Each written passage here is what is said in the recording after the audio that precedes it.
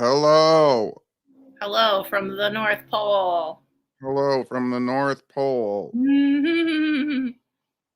How's everybody doing? Everyone can hear us. Everyone can see us. That's how you got to spend the first 10 minutes of these things, is talking about if people can see you and hear you. I know. Does this sound okay? Are we good? Does this sound okay? Do we look okay? This is my Bigfoot scarf. Look. I feel like I look so much skinnier. Look at the Bigfoot scarf. Look. I know, it's so cute. It's cute. Cute. Oh, there we go. Oh. No, it's not. So look at this cute hat that I got. I know. I got one too. Cover my bald ass head. Hairless horseman. Hairless horseman. Mm-hmm. And you know what? I couldn't find my Santa Claus hat, so I decided to be festive in my clothing. I have reindeer on my sweaters. I don't. And I don't know if anybody can see it. I got penguins on my tie. Ew, you really went all out. I went all out. I wore my Terrifier 2 shirt. Oh, very festive. Very Halloween-y. Well, Terrifier 3 is going to be a Christmas theme movie, so it kind of works, but not really. And I have my Fritz coffee cup. I almost used mine too. I'm using twinsies. I'm using my Olive Garden Anything is Possible cup. They're ridiculous with that stuff. Let's just mark that down as the first Olive Garden shout out of the night. They'll be like here comes Olive Garden. They'll be like 100. I just need to tell you and everyone that's watching that a mistake has been made. What? I haven't eaten anything today. Well, you can just shove some food in your mouth while we're talking. Boo, you should see all of the drinks that are next to me. I have 3. I have water, energy drink, and an alcoholic beverage. Coffee, water, Bailey's, Tito's, water, half and half. What? Somebody's eating Olive Garden right now. Not fair. Give me some. That's not fair at all. Give me some. But true to form. Why do you have multiple waters? I have a water to drink. I have a water pitcher to refill the water that I drink. Yeah, smart. So, because I was going to run out. Well, last time when we did this, we got up like a bunch of times whenever we needed something. So you can get up. True to what you said, when I realized 5 minutes before we went live that I didn't have anything to eat all day. Mm-hmm. What did I order? Pizza to get delivered during the show? No, what am I the only person that eats? You said they only do it for me. I almost said Olive Garden again. White Castle disgusting sliders. Yeah, impossible sliders. Yuck. I just feel like they're like greasy is not the word. There's something to them that's like oily. Oil. I can't with those. It leaves like a film in your mouth. I can't. Yeah. Don't like it. Gross. That's why. Yeah, the texture is fine for me, I think. But you know what? If I get them, I should get them soon. People will see my little squeeze bottle of ketchup that I made for myself. Wait, that's not the one I went to put up there. This one. Ugh, yeah. Ugh. That film in your mouth. It's still better than I'm not telling y'all not to eat. I don't want you to eat meat. That's not what I'm saying. But they make a lot better meat-free options than those. Something about them is not for me. For me, the worst, like when you talk about having like a film in your mouth or something, is fucking whole milk. Well, I haven't drank whole milk since I was like 5. But it's like you watch people pour it and it's like fucking stringy. Yeah, it's like a milk. That was a good first look face for the disgust. Someone screen cap that. Toadie's looking out the window, and if literally anything happens out there, he's gonna bark like crazy. So just get ready for that. He's protected you every day from a mailman. Mm-hmm. And Amazon people and joggers and kids and everybody. And a leaf and a plastic bag. Yeah, he barks at the deer. He barks at any animals. Hi, everybody. Hi, Pates. Hi, Chris. Hi, Darcy. Hi, Mark. Hey, everybody. Welcome to is this the second Christmas special? I think so. I think so, too. Hi, Holly. Hi, Mia. It's the most wonderful time of the year. And then all of a sudden the platform crashes because I just used a copyrighted song. Bing bong, bing bong. I think you're allowed to use like 4 seconds of a song. And then you get flagged for copyright infringement. Thanks, Cass. You're so cute. I did not look good an hour ago. I looked like a worm. I had to do my makeup and my hair. I don't know what you looked like an hour ago, but I have seen you when you said you looked like a worm, and I can confirm she looks like a worm. I know I look fucked up when I'm like, when I'm either sick or I'm like just over it. I really look melted. Some people in our Marco Polo tier, Patreon tier, have seen me like that because I don't give a fuck anymore. I'll just send them Marcos with no makeup on and I look terrible, but I don't care. Worm pride. Worm pride. You know what though? I've seen you wake up in the morning when we've had to share hotel rooms on events and stuff like that. Mm-hmm. You're not that terrible when you wake up. Thanks. When I wake up, I am like, I've just been floating in a river for 3 years. I really,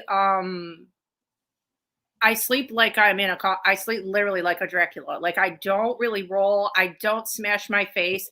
I literally like fall back like a Dracula and then I rise again. So I don't get all smashed and messed up. I like wake up exactly how I fell asleep.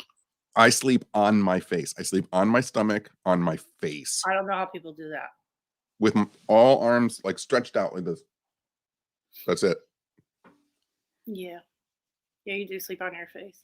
I do sleep on my face. You know what you don't like? I don't know who I was telling about this. Maybe the Pates after you left for the weekend. When you try and touch me in the morning, that sounded so bad. No, well, not in a weird way. Like I'll be doing my soft wake up and he'll come over and like try to touch the top of my covers or like touch my shoulder and be like, "Is Jessica wanna wake up now? Is Jessica up now?" And I'm like, "Get the fuck away from me." All I have to do is walk towards you and I go, "Who wants some morning snuggles?" I fucking hate it. I hate being touched all the time, but especially in the morning, it's like I wish I had a flamethrower and I would burn you out of this room. It's the worst thing ever.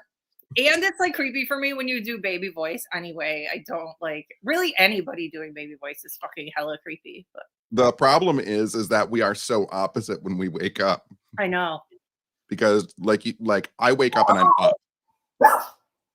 Well, you leave the room within like 30 seconds of fucking waking up. And I need legitimately 2 hours before I leave the fucking room. I need to So I have to walk past the bed where you're sleeping and I have to say something. I have to acknowledge you're doing your soft wake up. You don't though. If you straight up woke up and walked out the door, I would not find it rude. I'd be like, "Yep, he literally knows what I need as a person and he's out." When I used to have people, this was show you what a different person I used to be. When I first moved into this house and had parties here and people spent the night, I would always be up before them and I would wake them up by yelling steamroller and then falling on them and rolling back and forth. I would with murder you. I would literally murder you. I would go to sleep with a knife and then if you ever did that to me, I would poke it in your neck. It didn't go over that well all the time. No, people don't like being touched in the morning. Well, and they were really hungover too. Especially if you're at somebody else's house, they don't even know where they are yet. Not good. Yeah, heebie-jeebies for sure. Heebs do not. Plus, no one had pants on. I don't know what kind of fucking sleepovers you were having, but when I used to have parties, people would come over and then they'd get super drunk and then they'd pass out all over my house. And in the morning, they couldn't find their fucking wallet. They couldn't find their fucking keys. And so like they couldn't leave. And that was annoying to me. So I bought like 15 pair of pajama pants. And when people came to my house, they would walk in, they would put all the shit in the pockets of their pants. They would take their pants off, put pajama pants on, and then there'd be a pile of pants in the living room. So when you woke up in the morning, you knew all your shit was in the pile of pants in the living room. Okay, that is very caring of you and very Virgo-ish. Organized chaos. You're like, I brought you a little set of pants. You put these on and welcome to my party. The last time I did that, though, you know Kyle Miller, Big Beard? Yeah. he was here for a party and got super drunk and asked me to shave his beard off. Ugh. And, you know, his beard is like down to his belly button. I know I would not do that in my house. So I was kind of drunk too. So I started shaving his beard off. And then a girl walked in the bathroom where I was shaving his beard.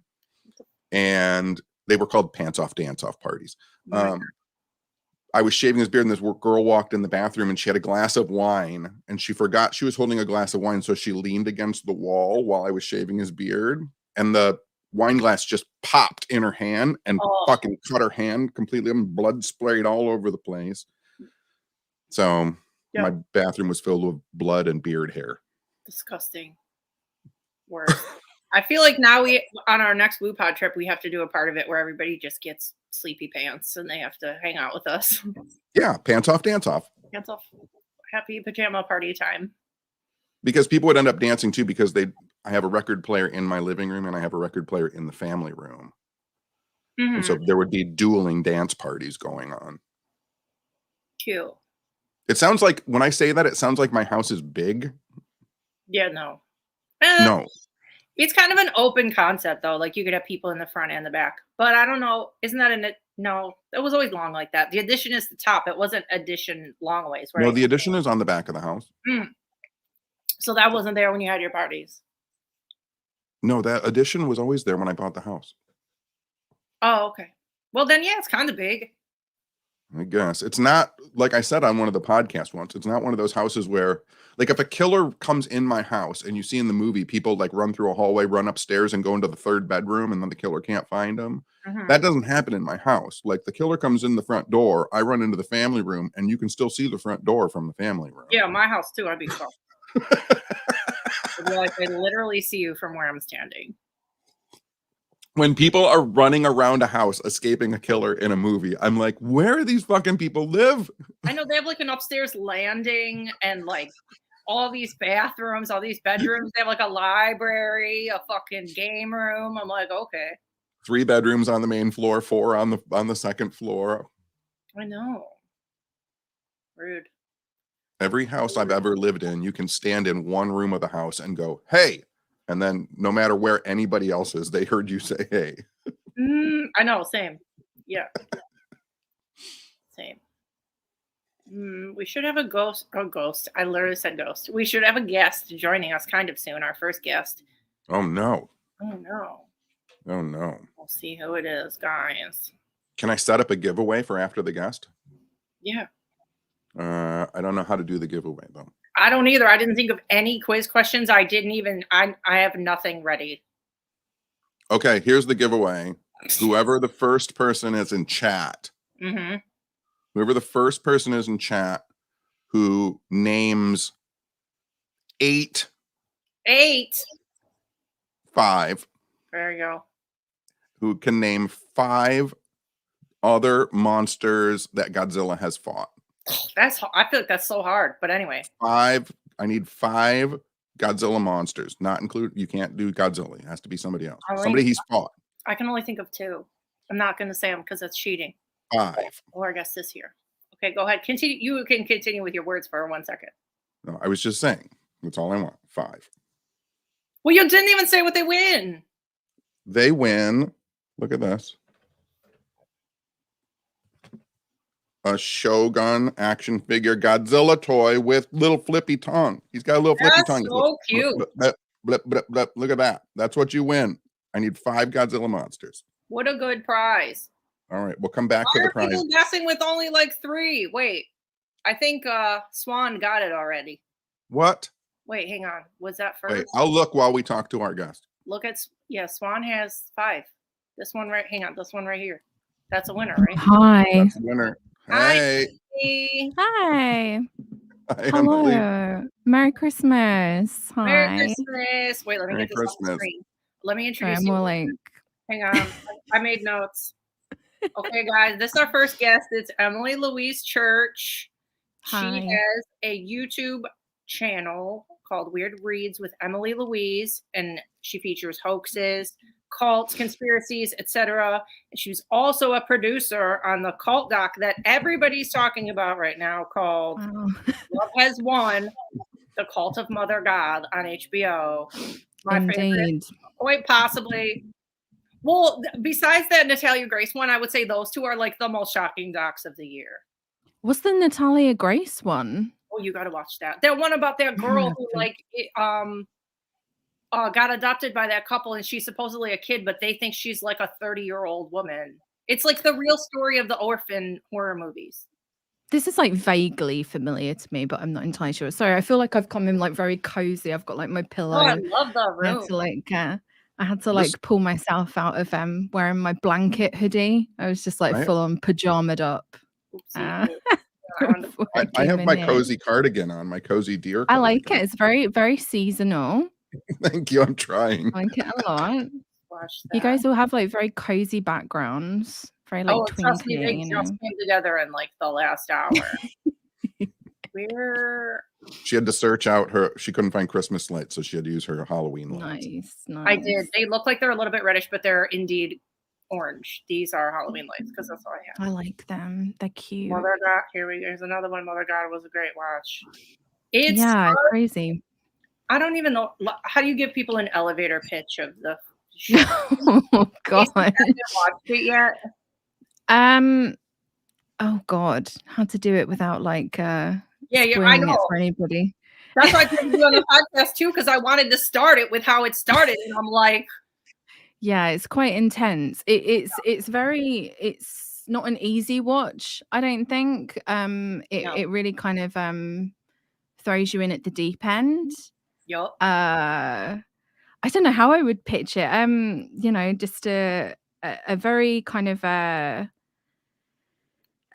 religious cult that's very indicative of like modern times, right? They're very much like a kind of like a late stage capitalist, celebrity obsessed, kind of amalgamation of everything that is. They kind of encapsulate all the bad parts of like New Age spirituality into one mess, and went absolutely wild with it, with quite deadly consequences for the leader. Also, they had like QAnon shit mixed in too, like that. It had everything. It had everything. Yeah, there's a lot. They were kind of a hodgepodge. They kind of took every kind of belief system and put it together and made it their own. In a way. Very strange. It's strange to talk about it because I haven't been able to talk about it since. Because always when you sign on to do like a documentary like that, you're under like NDAs and stuff. You can't say anything. So then like 2.5 years goes by, almost like 3 years. And now I'm like talking about it. It's really weird. It's bizarre. And like all these people are watching it. It's just very, very, very strange. But it was, it's a weird, very weird experience. And it took over my life for a long time. I think it's weird that when you were just saying, because like, the paranormal shows that I've worked on, it's crazy because when it does come out, people want to know like what it was like doing it. But for people who work on shows, like sometimes it's been years since you worked on it. So your memory is like, I don't know. It was kind of exactly. And like for like research wise, I haven't I know so much about it. I kind of took over my life for such a long time, but it's like I'm almost like refreshing myself on it. Because I kind of took a break for like I worked on it pretty much full time up until the end of last year. Just doing like so a lot of the like archival stuff that you see in the documentary was kind of stuff that I was going through and finding and just like literally watching like I don't even want to know how many hours of their live streams because this cult literally live streamed every day from 2018 up until 2021 and they would live stream twice a day. So they'd do one first thing in the morning for like 2 hours and then in the evening for like sometimes those evening ones would go on for like 6 hours. I mean, I was watching all of them. No. It's crazy. And all of them have been wiped. And I keep wondering like what should I do with these? Because I have like all of them saved. And they're like not available anywhere on the internet. And there's some crazy stuff. There's a lot of crazy stuff that did not make it into the documentary. I mean, if you thought the things that they're showing in the documentary were intense, like there's a lot more so much You more. can tell us anything that you want. Oh, they're just crazy stuff. Like, I mean, I'm a big fan of the documentary. I think it did a good job, and I really like it. I think, like, aesthetically as a film, brilliant. There were things that were missed out. I think that probably could have made its way in, but you know, it's just a directorial choice. A lot of the kind of, I'm not sure if like the full extent of the abuse came through enough. I mean, I'm so close to it that maybe I'm like a little bit biased, and I kind of know too much about it. But like, I don't know, like as you were watching it, how did it come across to you? Like, how were they? Like, what was your impression of them? Okay, my takeaways. Firstly, I know a lot of people are like, oh, this true crime doc was too long. Oh, this cult doc was too long, or like it was 6 parts or whatever. Most of the time, the idea is it was too long. I've heard multiple people this time say I would watch 6 more fucking episodes. Yeah, and I think that's the thing. Like, there was so much that could have been put in that I feel like you could have made it. Like, you could have got a whole season out of that, just with like all these crazy things that happen, all these weird little tangents and tidbits that didn't make it in. And then the other takeaway that I took, which is a little bit of a spoiler, but I feel like I said it on the podcast, where like every time you're watching one of these cult docs, you're like, okay, what? And you're kind of judging every one of the fucking weird cult members the whole time. And you're like, all right, which one person's going to break out? Or the shittiest stuff in the cult happened to this one person. So of course, at the end, they'll have woken up, right? They'll have seen how abused they were the whole time. And this doc, literally not one fucking person ever woke up. You kept waiting for it, and it's like, nobody, y'all are still fully on board to now. That's crazy to me. It's one of the only docs that feel like no one ever fucking. You're fine. You're there, Emily. Yeah, you're there. Okay, so my internet just dropped out for a second, but I feel like I still stayed here. Yeah, they are. Yeah, all of them still in it, which is kind of blew my disturbing mind. And weird. Yeah. Did you have you read When Prophecy Fails? Have you read that book? I've read a bit of it. That's Dorothy Martin, right? And that's when that she's kind of predicting the end of the world. And it's the UFO cult. And every time the end of the world doesn't come, the group solidifies even stronger. And they bring in more members because they've so invested in it. They like to admit that they were wrong. Is so like personality crushing that they can't. So they just embed more and more. That's so interesting for me, like watching your doc, because like the new age components, and one of my big facets of my career is studying like UFO contactees of the 1950s and 60s. And so when you start hearing things like the Galactic Federation of Light and things like that, those are direct like corollaries to like the Intergalactic Council of Light Beings, which is 1955. Like it's all this higher ascended masters. And and that's the thing that I feel like, I don't know, when I'm making stuff on YouTube, I'm a big kind of like history buff, right? So I love like weirdo history, and I want to know like, where did this whole thing start? I want to go right back to the beginning, like pinpoint the exact moment, who created this, because someone had to have made it up. And I feel like, obviously, like, again, this documentary wasn't supposed to be that. It's not kind of like a long form YouTube video essay, where you're going to go into like the origins of everything. But there's so much, like, there's a big focus on, like, so Amy, the mother god, her, like, one of her big spiritual advisors that she said was obviously Robin Williams, but right next to him is Saint Germain, right? So from there you've got like a direct correlation back to like people like Guy and Edna Ballard, and like UFO cults and stuff like that. So there's so much like intersection, and you see it a little bit. Like, they did include a little bit in the documentary of like a lot of Amy's early internet history. She was very into like ascended master teachings, Saint Germain, his violet flame, all of that kind of stuff. That's what kind of really dragged her down the rabbit hole. And then obviously having some guy say to you that you're mother god and he's father god, could have been quite alluring for her. Yeah. Was that White Eagle? Me to say the name of the documentary, right? what it's called. Yeah, Love has won the Cult of Mother God. That is the one. Yeah, so he's an interesting character. Again, like there's so much that that I could say, and I keep thinking like at some point I might just do a follow up. But obviously, I've got a little like so go back to the beginning. I kind of discovered this cult. Well, didn't discover them, but like kind of came across them end of 2020, beginning of 2021. And they got kind of a little bit of press during the pandemic because they'd gone to Hawaii and declared that Amy was Pele, and the Hawaiians drove them off the island, which I think is amazing, which I think is great. Like just people coming together and doing that. So they had a little bit of press, and I was kind of just like not really. Like it was the pandemic, wasn't really doing anything, didn't have a job at that point, and just was kind of like wondering what I wanted to do. And I just kind of finished like a filmmaking course. And I was like, do you know what? I'm going to make a YouTube video about this. I'm just going to go for it, make my own documentary, interviewed some people for it, put it out. As I was working on it, this was like Amy was still alive when I was working on it, like making my own YouTube video. Then she died, and I put it out like 3 days later. Had to like put an addendum to it, being like, wrote this and did it all before she actually died.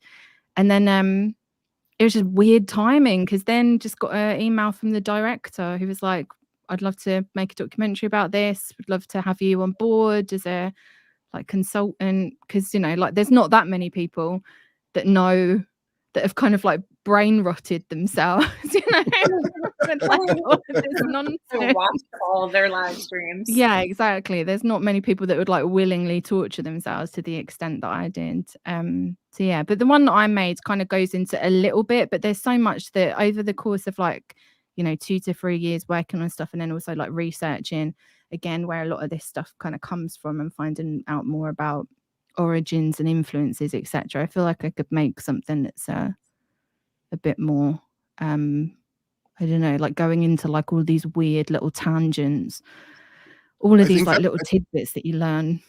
I think that's the difficulty, right? So like my lectures, I call them weird lectures, right? I have since 90 when I started doing them, because they have to be tangent lectures. There are so many branches to the tree. Yeah.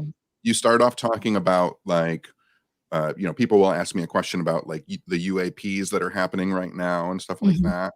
And then before I know it, I'm talking about someone in 1901 channeling Jesus who lives on Mars. and like it's all interconnected. Or Robert E. Howard writing Call the Conqueror novels talking about reptilians in the hollow earth, and like how that's going to evolve into like a mainstream like crazy belief. Yeah, it's great. There is so much intersection. It's like I always find that whenever you try and just focus on one thing, it's just impossible, because then you'll find like the one person will connect to another person, and then that person will have a whole bunch of weird connections in themselves that makes them interesting and worthy of being spoken about. There's just too much, way too much. I always find that too, like the little like mini doc that you were talking about that you made. It's on your YouTube channel, right? Yeah, it's from like a couple of years ago, and I can't bring myself to watch it now. I hate the editing style. And like something that you made like 2-3 years ago, and you go back and look at it, and you're like, fucking hell, what was I doing? Like I can't edit properly. At that point, I was like editing it on a little crappy laptop. Didn't know how to edit at all. Didn't have a proper microphone. I filmed it on my phone, so it's like really bad quality. I'm very glad that I'm old enough to that technology did not exist. Like I watch video footage of my band playing a show in like 1986. Nice. And I'm like, oh, I can't. Why does this exist? And now, like, you don't look old enough to be playing in a band in 1986. Oh yeah. I was 16. My first punk rock band back then. Nice. And one of the rich kids had one of those giant camcorders that had like it came with a VCR. Right.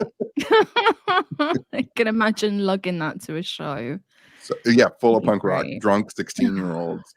Can I ask one more thing too? Like, okay, so for those that didn't watch the doc yet, she the mother god and then everybody else, she held up this like collage of all the passed away celebrities and living celebrities that she like believed were secretly in her cult, and that she like I'll be right back. gained wisdom from and like consulted with. How was there a way that she like chose those people, or it was random? Just people she liked. They're just people she liked, and she would basically say that they were on her etheric team, right? Mhm. So if you were lucky enough back in the day when Amy was still alive, apparently Amy would do these etheric surgeries on you. So that's how that was their main recruiting tactic. They had the live streams. They also had their Gaia's Whole Healing Essentials, where they would sell a lot of like wellness products and stuff like that. Yeah. But their number one thing would be the kind of process would be you'd find their live stream, you'd start talking to them, and they'd always tell you need to book a surgery with us, right? But obviously the surgery doesn't happen, they're not cutting you open and doing whatever. It's on your spiritual body, right, in the etheric realm. So Amy, whenever she was sleeping, she wasn't actually sleeping. She was in either etheric surgery or different meetings with people. And she would do it with all of the dead celebrities who she would channel, and they'd be on her team. So there was like, trying to remember, but I think it was like, I think Patrick Swayze was in charge of doing it on pets, because you could do like pet add-ons as well. Like get etheric surgeries for your pets. So it all makes perfect sense, right? Yeah, she's doing it with Saint Germain, Robin Williams, John Lennon's in there. John Lennon's in there. John Lennon is actually Ashtar, which is always good to know. Obviously, got to have an Ashtar.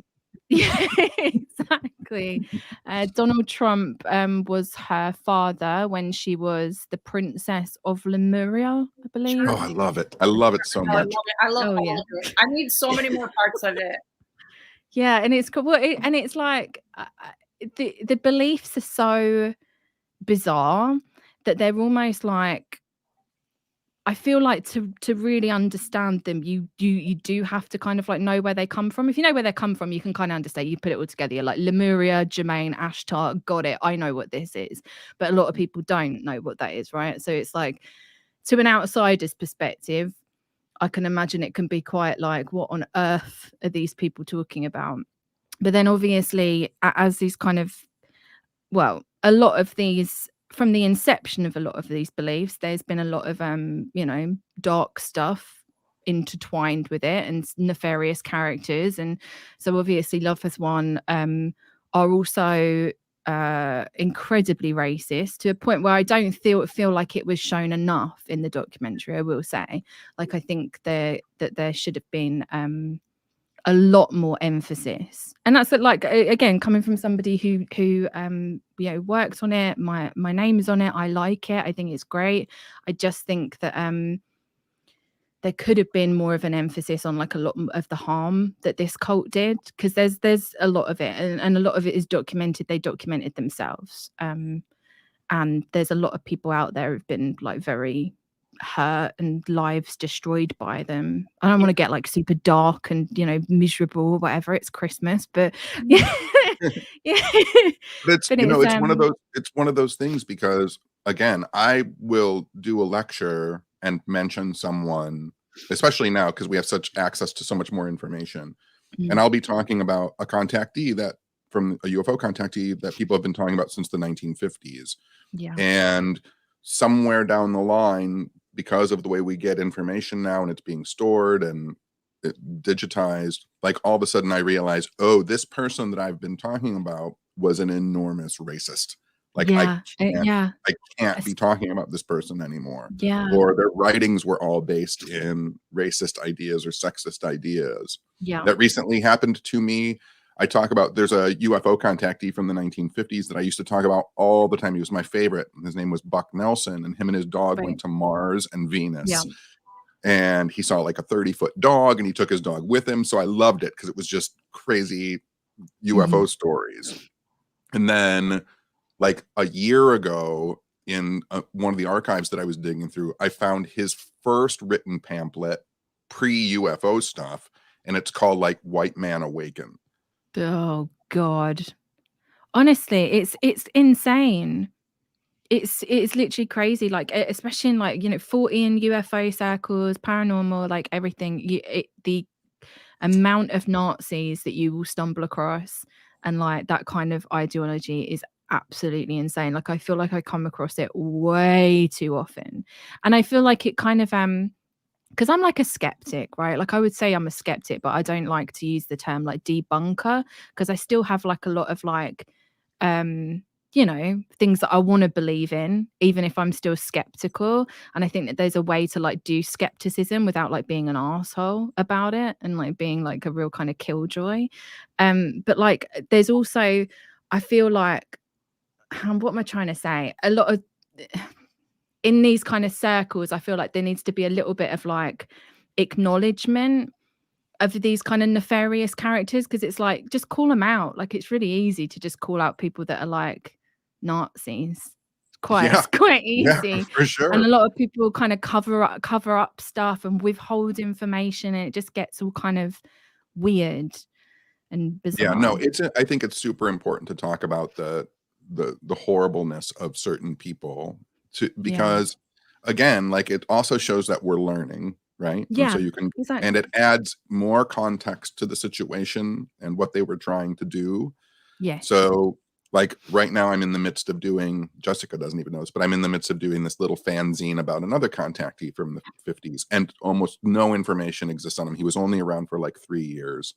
Mm-hmm. But his story is wacky and wild and it's awesome. And I keep crossing my fingers and being like, okay, when am I going to hit the speed bump that like this fanzine has to be like not done anymore? But so far, thankfully, it's just really whacked out. But again, intergalactic councils and beings of light. And so that you can start to see where he's getting information from, what he's been reading.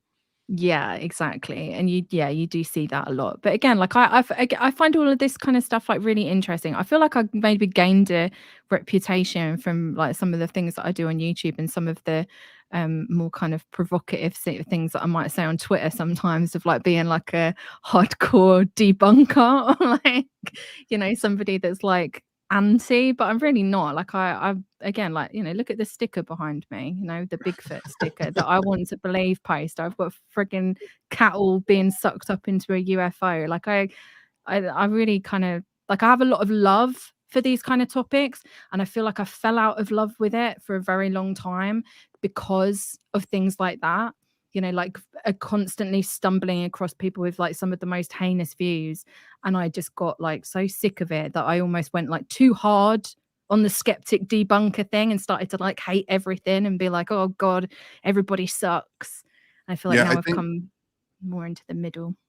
Yeah, I think one of the reasons, and Jess and I have talked about this many times, like I think one of the reasons that I've kind of, like me personally, that I've been able to persist in this kind of community for as long as I have is because, like, I tell people outright, like, I don't believe in any of this stuff. I have a lot of ideas about it. Yeah. And I love it. So I'll give you 0 definitive answers on it, but we can talk about it all day long because I love it. Yeah, exactly. And then, a huge part of my like lecturing and talks and writing, like I used to do, one of my lectures was all conspiracy theories. And in the 90s and early 2000s, very early 2000s, those lectures were so much fun. And then something happened, like, well, 9/11 happened, but the rise of Alex Jones and of that, I was like, oh, I can't do these lectures anymore at all, because people are coming here specifically to hear me say terrible things about these people or those people. Yeah. And that's and that, again, like I still am like a big kind of conspiracy head, right? Like I'm interested in all kinds of different conspiracies, parapolitics, whatever you want to call it. And I absolutely detest people like Alex Jones, who have almost created this atmosphere where you can't talk about it, right? Because it's so conflated with horrible beliefs, like like right-wing fascist beliefs, and those kind of things have become almost like deliberately conflated, right? Like And like when I used to call into Alex's radio show in Texas in the early 90s. I used to listen to him when I first got into like conspiracy stuff. I used to listen to Alex Jones. I was like an Alex Jones fan. Kind of snapped Yeah. myself out of it, thank God. And I called in and talked to him the night of Y2K because he Right. had gone on the radio and started saying that like I think he said the North Koreans had invaded Texas and they were starting to blow up atomic power plants. And he was saying this on the radio as if it was really happening. Oh, And I was like, wow. oh, he's completely gone over the edge at this point. And then within like 3 or 4 years, like he's being interviewed on CNN and MSNBC. And I was like, what just fucking happened? Yeah, crazy. I want And I to feel like, go go ahead. on. Oh, No, I you want to go. add you were talking about how the cults, most cults have like the underlying racism shit. Another thing that I was noticing recently with watching the Twin Flames docs is how they're like terrible about LGBTQ stuff and like non-binary stuff. They're so up their ass about like traditional man and woman stuff that they don't even recognize anything else and talk shit and try to like flip people. Oh, yeah. That happened in Love Has Won as well, and it's not included. But and I don't want to say too much about it. But there was one follower, who was a trans follower, and they were in a process of transitioning. But Love Has Won were like, no, you cannot do that whatsoever, and kind of sent this person down a path of like, you know, denying, you know, elements of who they are. And there's a lot of that, and there was a lot of homophobia as well. But like with Amy, it's you're never really sure whether or not she's like almost like drunk, you know, like belligerent, you know, like when somebody's drunk, belligerent is almost kind of like, it almost comes out in like I'm not saying it's funny, but almost you don't know whether they're being serious or not. Like you don't know whether or not they're actually saying something that they believe in, or whether it's just belligerent drunkenness. But she would just like let rip on people, and she created this culture like within the cult, because Amy was so outspoken because of the alcohol, just yelling and doing whatever all the time, that all of the followers were like that as well. So she's got her henchmen around her, which is like, you know, the main kind of hench people in the documentary would be Hope and Aurora, which is the two relatively young women. And they would kind of, you know, in a lot of ways, like emulate Amy's behavior. You know, if Amy's like drunk and screaming at people, they would be kind of drunk, not drunk themselves because they weren't drinking, but they would be like screaming at people. And they couldn't even eat. No, and I tell you, that is one of the things that I noticed, because I went through and I watched all of their live streams chronologically. So I can show you the moment that like Lauren is known as Aurora, right? Archaea Aurora. And there's a moment where she joins, and you see what she looks like. She looks like a normal regular sized woman. And you see her like, you know, 6 months later, and the amount of weight loss is really quite staggering when you see it. And there was an article that came out just recently, like a couple of days ago, I think. And it was somebody that had I think gone to college with one of the followers. He calls his cult name is Commander Buddha. His real name is Gabriel Gomez. And she wrote an article in the Daily Beast, I think, because she like reconnected with him after watching the documentary, and just was talking about how he was just like a kind of like a shell of the person that she knew beforehand. So it's like, yeah, a lot of these people have become like very disconnected. But again, like there's a lot of things that drove them to that point, right? So some of it's explored in the documentary, but you've got a lot of people that are dealing with like financial difficulties, a lot of health difficulties, not enough access to healthcare, so much trauma that a lot of these people have been through. Like Erin, for example, who burnt down the house with the sage. I mean, and she talks about this on some of the live streams. So it's, you know, it's not stuff that's already out there, but we're talking about, you know, some of the most horrifying things that you can imagine in a childhood. So then you take that trauma is going to, if you don't deal with it, it's going to manifest itself in some way. And a lot of these people find themselves drawn to people like Amy, who say that they can heal everything and make everything great. And you can ascend to 5D with me, and we can create the new earth together, and all of this kind of stuff. And to some people that sounds really appealing. And they can kind of bypass. I think when you're that desperate, you overlook a lot of red flags, but you also can kind of overlook a lot of the like the belief systems that they have, like we were talking about now, like the racism and a lot of the homophobia. If that doesn't align with the people that join immediately, because they're kind of creating this environment where they're all kind of, I hate to use the term brainwashing, but they're all kind of convincing themselves. It can be really easy to just kind of like overlook a lot of that stuff. And I'm not trying to make excuses for them, because they're responsible for themselves. But a lot of people kind of use that mentality of like, yo, if you join a cult, you're stupid or you're gullible or you're whatever. And it's, there's a lot of things that will drive someone to join a group like that.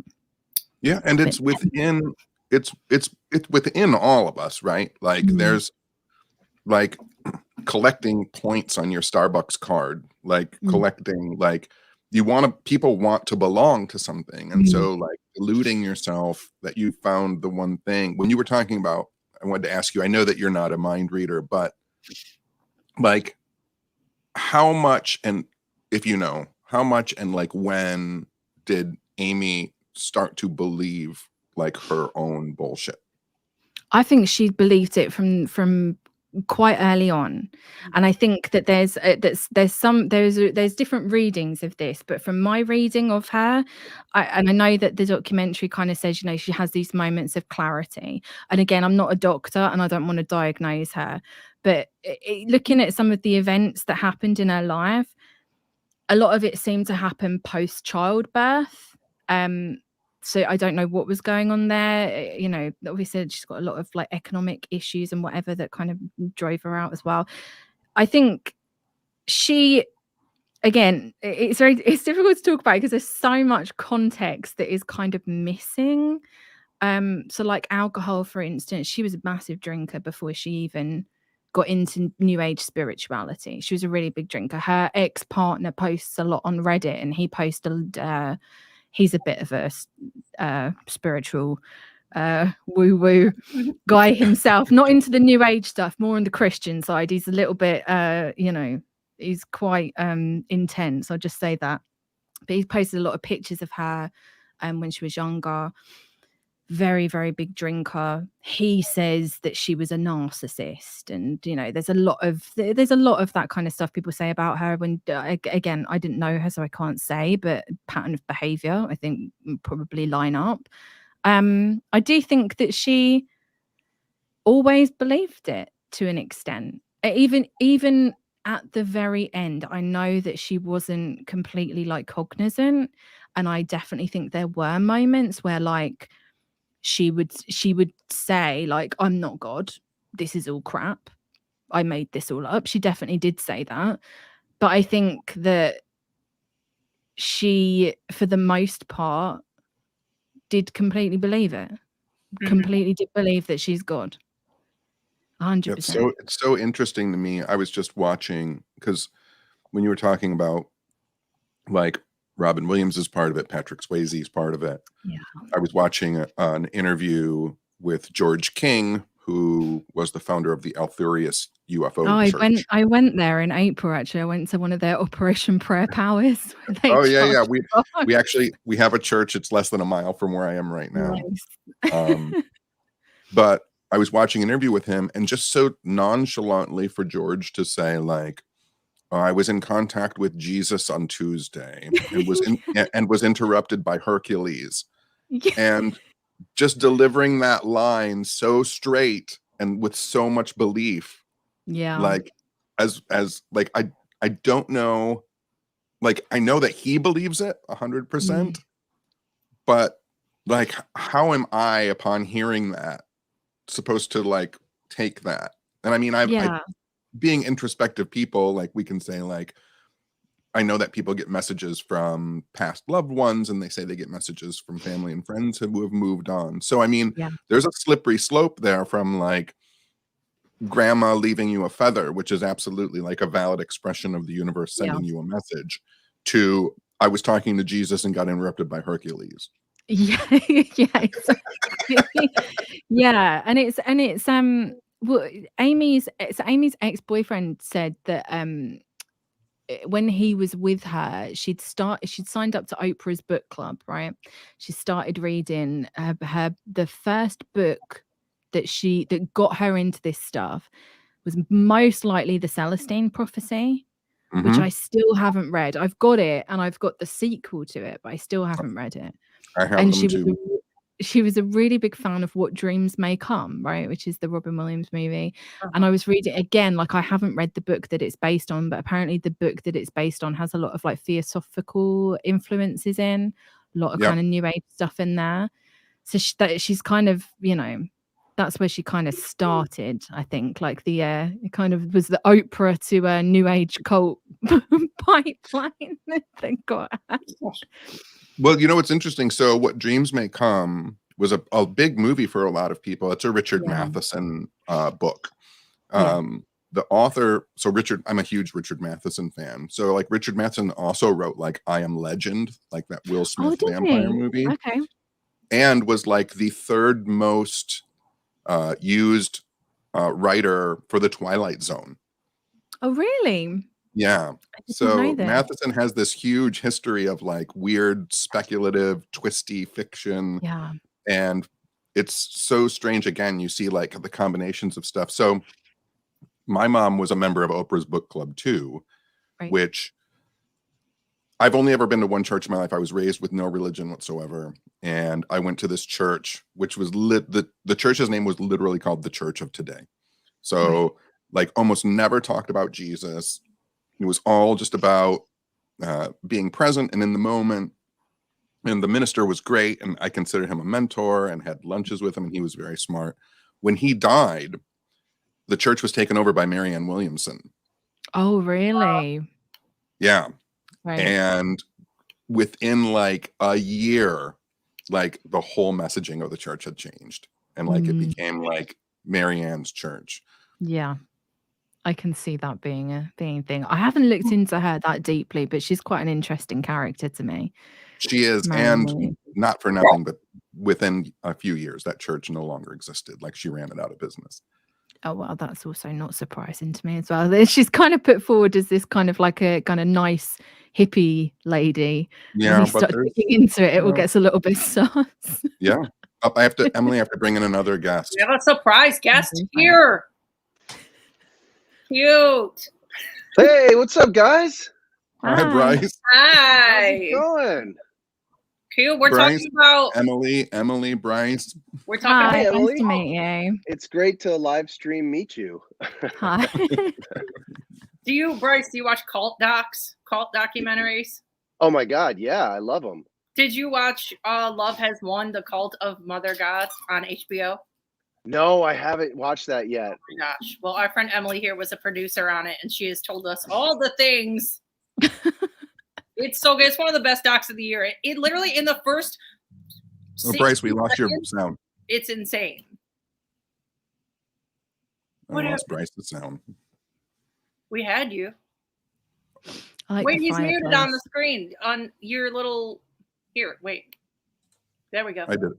Wait, We both. don't you unmute it if I unmute it? You do it. Can't unmute your guest. Their mic isn't connected. Lies. He already talked.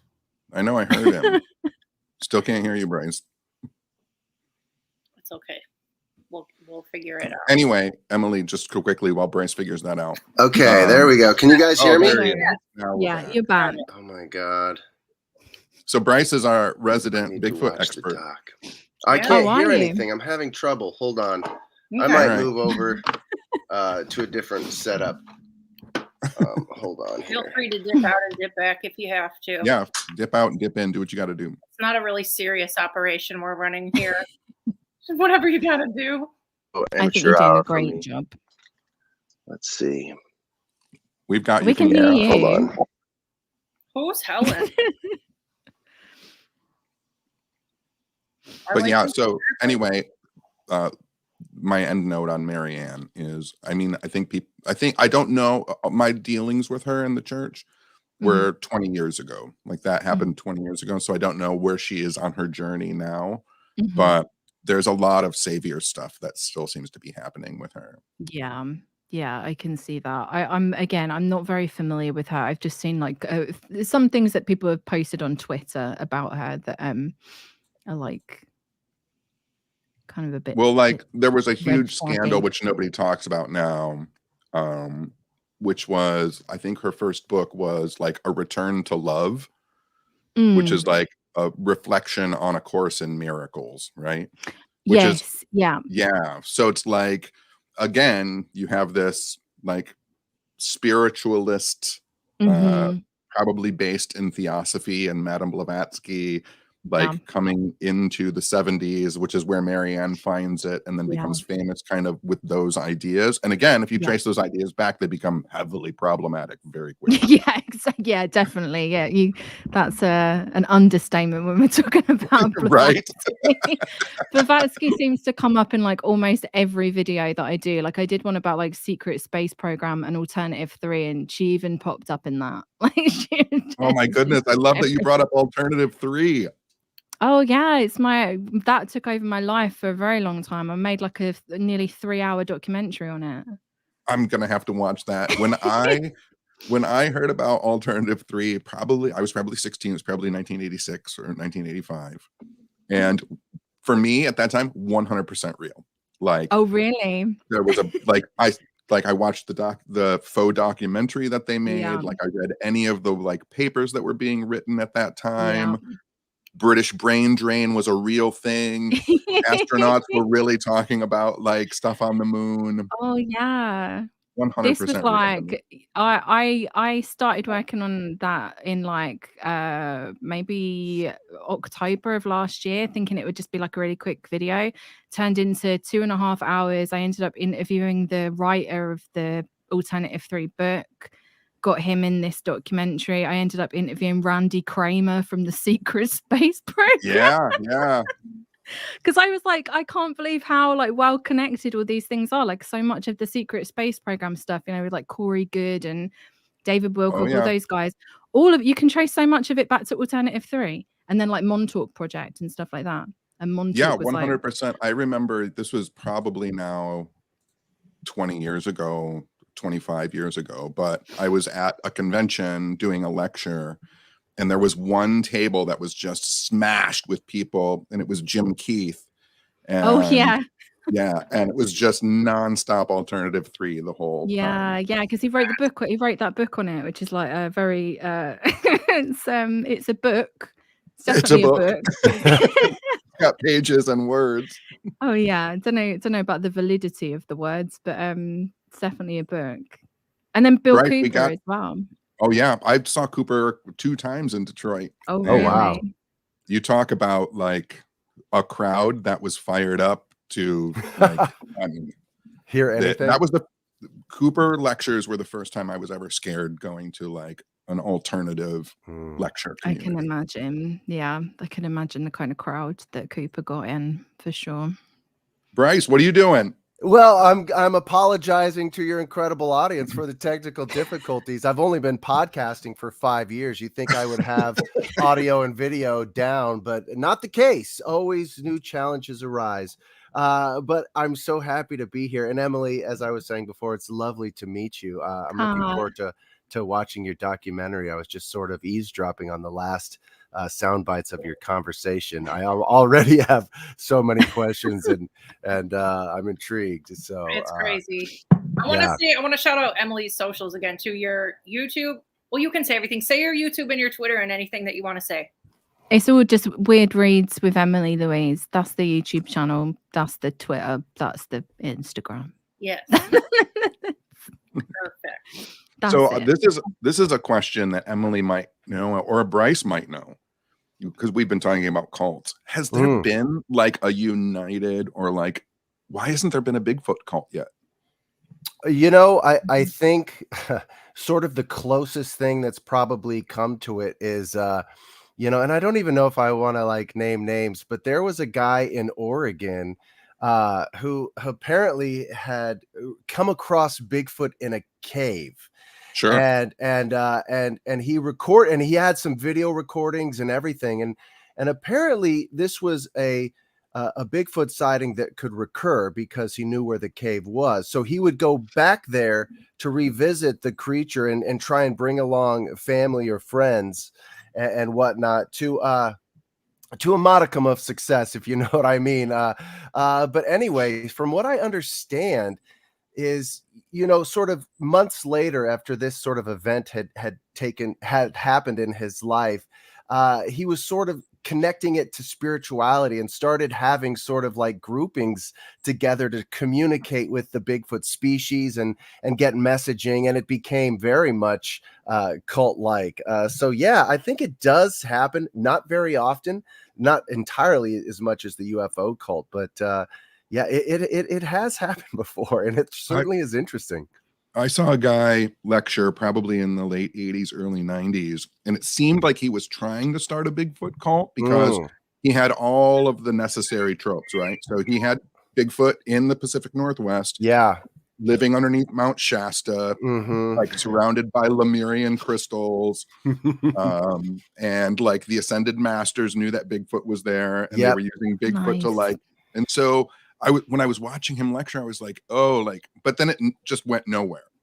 Yeah. There were some of those motifs in this guy's presentation as well. And the interesting thing is too, I lost my train of thought, but it doesn't matter. I was going to say, I know what I was going to say. This guy was an academic too. He had even written some, papers and published some stuff. So he was a very, well thought of member of the community, and sort of to have this go topsy-turvy. This is a Bigfoot encounter going topsy-turvy if I ever heard of one. Usually you just see the things and scramble out of there and hesitate to tell your family and friends. But apparently this guy was, summoned back to bring some of the messaging home. Nice. You're not, I don't mean this in any way, shape, or form, but, and you don't have to answer this question if you don't want to. No one here is a Mormon, are they? No. Because Bigfoot is really big in the Mormon religion. I've heard of that. Yeah. Can you enlighten us, touch upon that a little bit? So without any names being said, some of the like most well-known Bigfoot researchers are Church of Latter-day Saints, Mormons. Oh, wow. Wow. And one of the things that they use is in the Bible. Okay. Yeah. In the Bible. Cain and Abel. No. Oh. Esau and his brother. Oh. Because in the Bible, it says that Esau came forth red with a hairy garment over him, and they named him Esau. Oh, and my then God. Esau's father was blind and knew his sons apart because Esau, when he touched him, felt like he was covered in fur. Oh, that's really good. Oh my gosh. Oh, I've got to look into that, because I've heard the other one that goes back to which predates Esau, which was that Cain was marked with a marking that some have interpreted as the mark of a beast or of a wanderer or as a forest. He was banished. So, right. And some have interpreted that as the markings of Bigfoot, but nothing in there about hairy. This is way more on point. Oh, Esau is way more on point. And even though they have changed in the past 10 years, Church of Latter-day Saints, Cain was marked by having in the Mormon church. Yeah. He was marked by having black skin. Oh, so right. That was the Mormon belief of the rejected person were people who were still marked with black skin of Cain. And I can see how that's just a slippery slope into troubled areas, especially, I mean, I can't believe I almost stepped in it. Well, actually, yes, I can. That's actually apt for me. But that's wild. I don't make anything of it. I think the Bigfoot encounters and stories are, I do think they go back as long as possibly human civilization. Actually, I don't know if that's true, because I think when we're encountering Bigfoot, we are sort of looking back on what, on where we come from. And this sort of, if you look at the archetypes of it, strong, living off the wilderness and simpatico with nature, able to commune with the trees and the animals. And I think this is something that man has akin to and connects with. And so this to me is what Bigfoot represents in essence. And so I'm not surprised, I don't make too much of the Bible stuff. I do like that Asa. That is interesting, this hairy aspect of it. But yeah, that's wild. Yeah, and someone pointed out in the chat. Can Bryce tell everybody where the heck he's from so people know what is going on?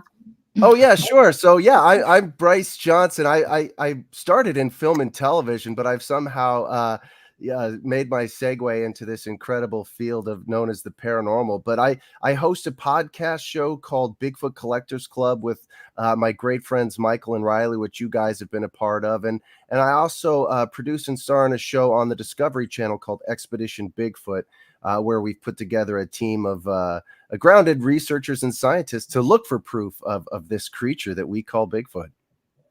That was perfect. Nice. Dang. I know, nice. And you're still in movies. And yes. And I was recently in Oppenheimer. I got to play, which is interesting. What? Yeah, I booked this small role, and it was an Army Air Force officer. And you made it yours. And I made it mine, of the 509. And I loved this because those who know Roswell history, well, it was the 509th bomb group, which is the only atomic bomb group in the nation.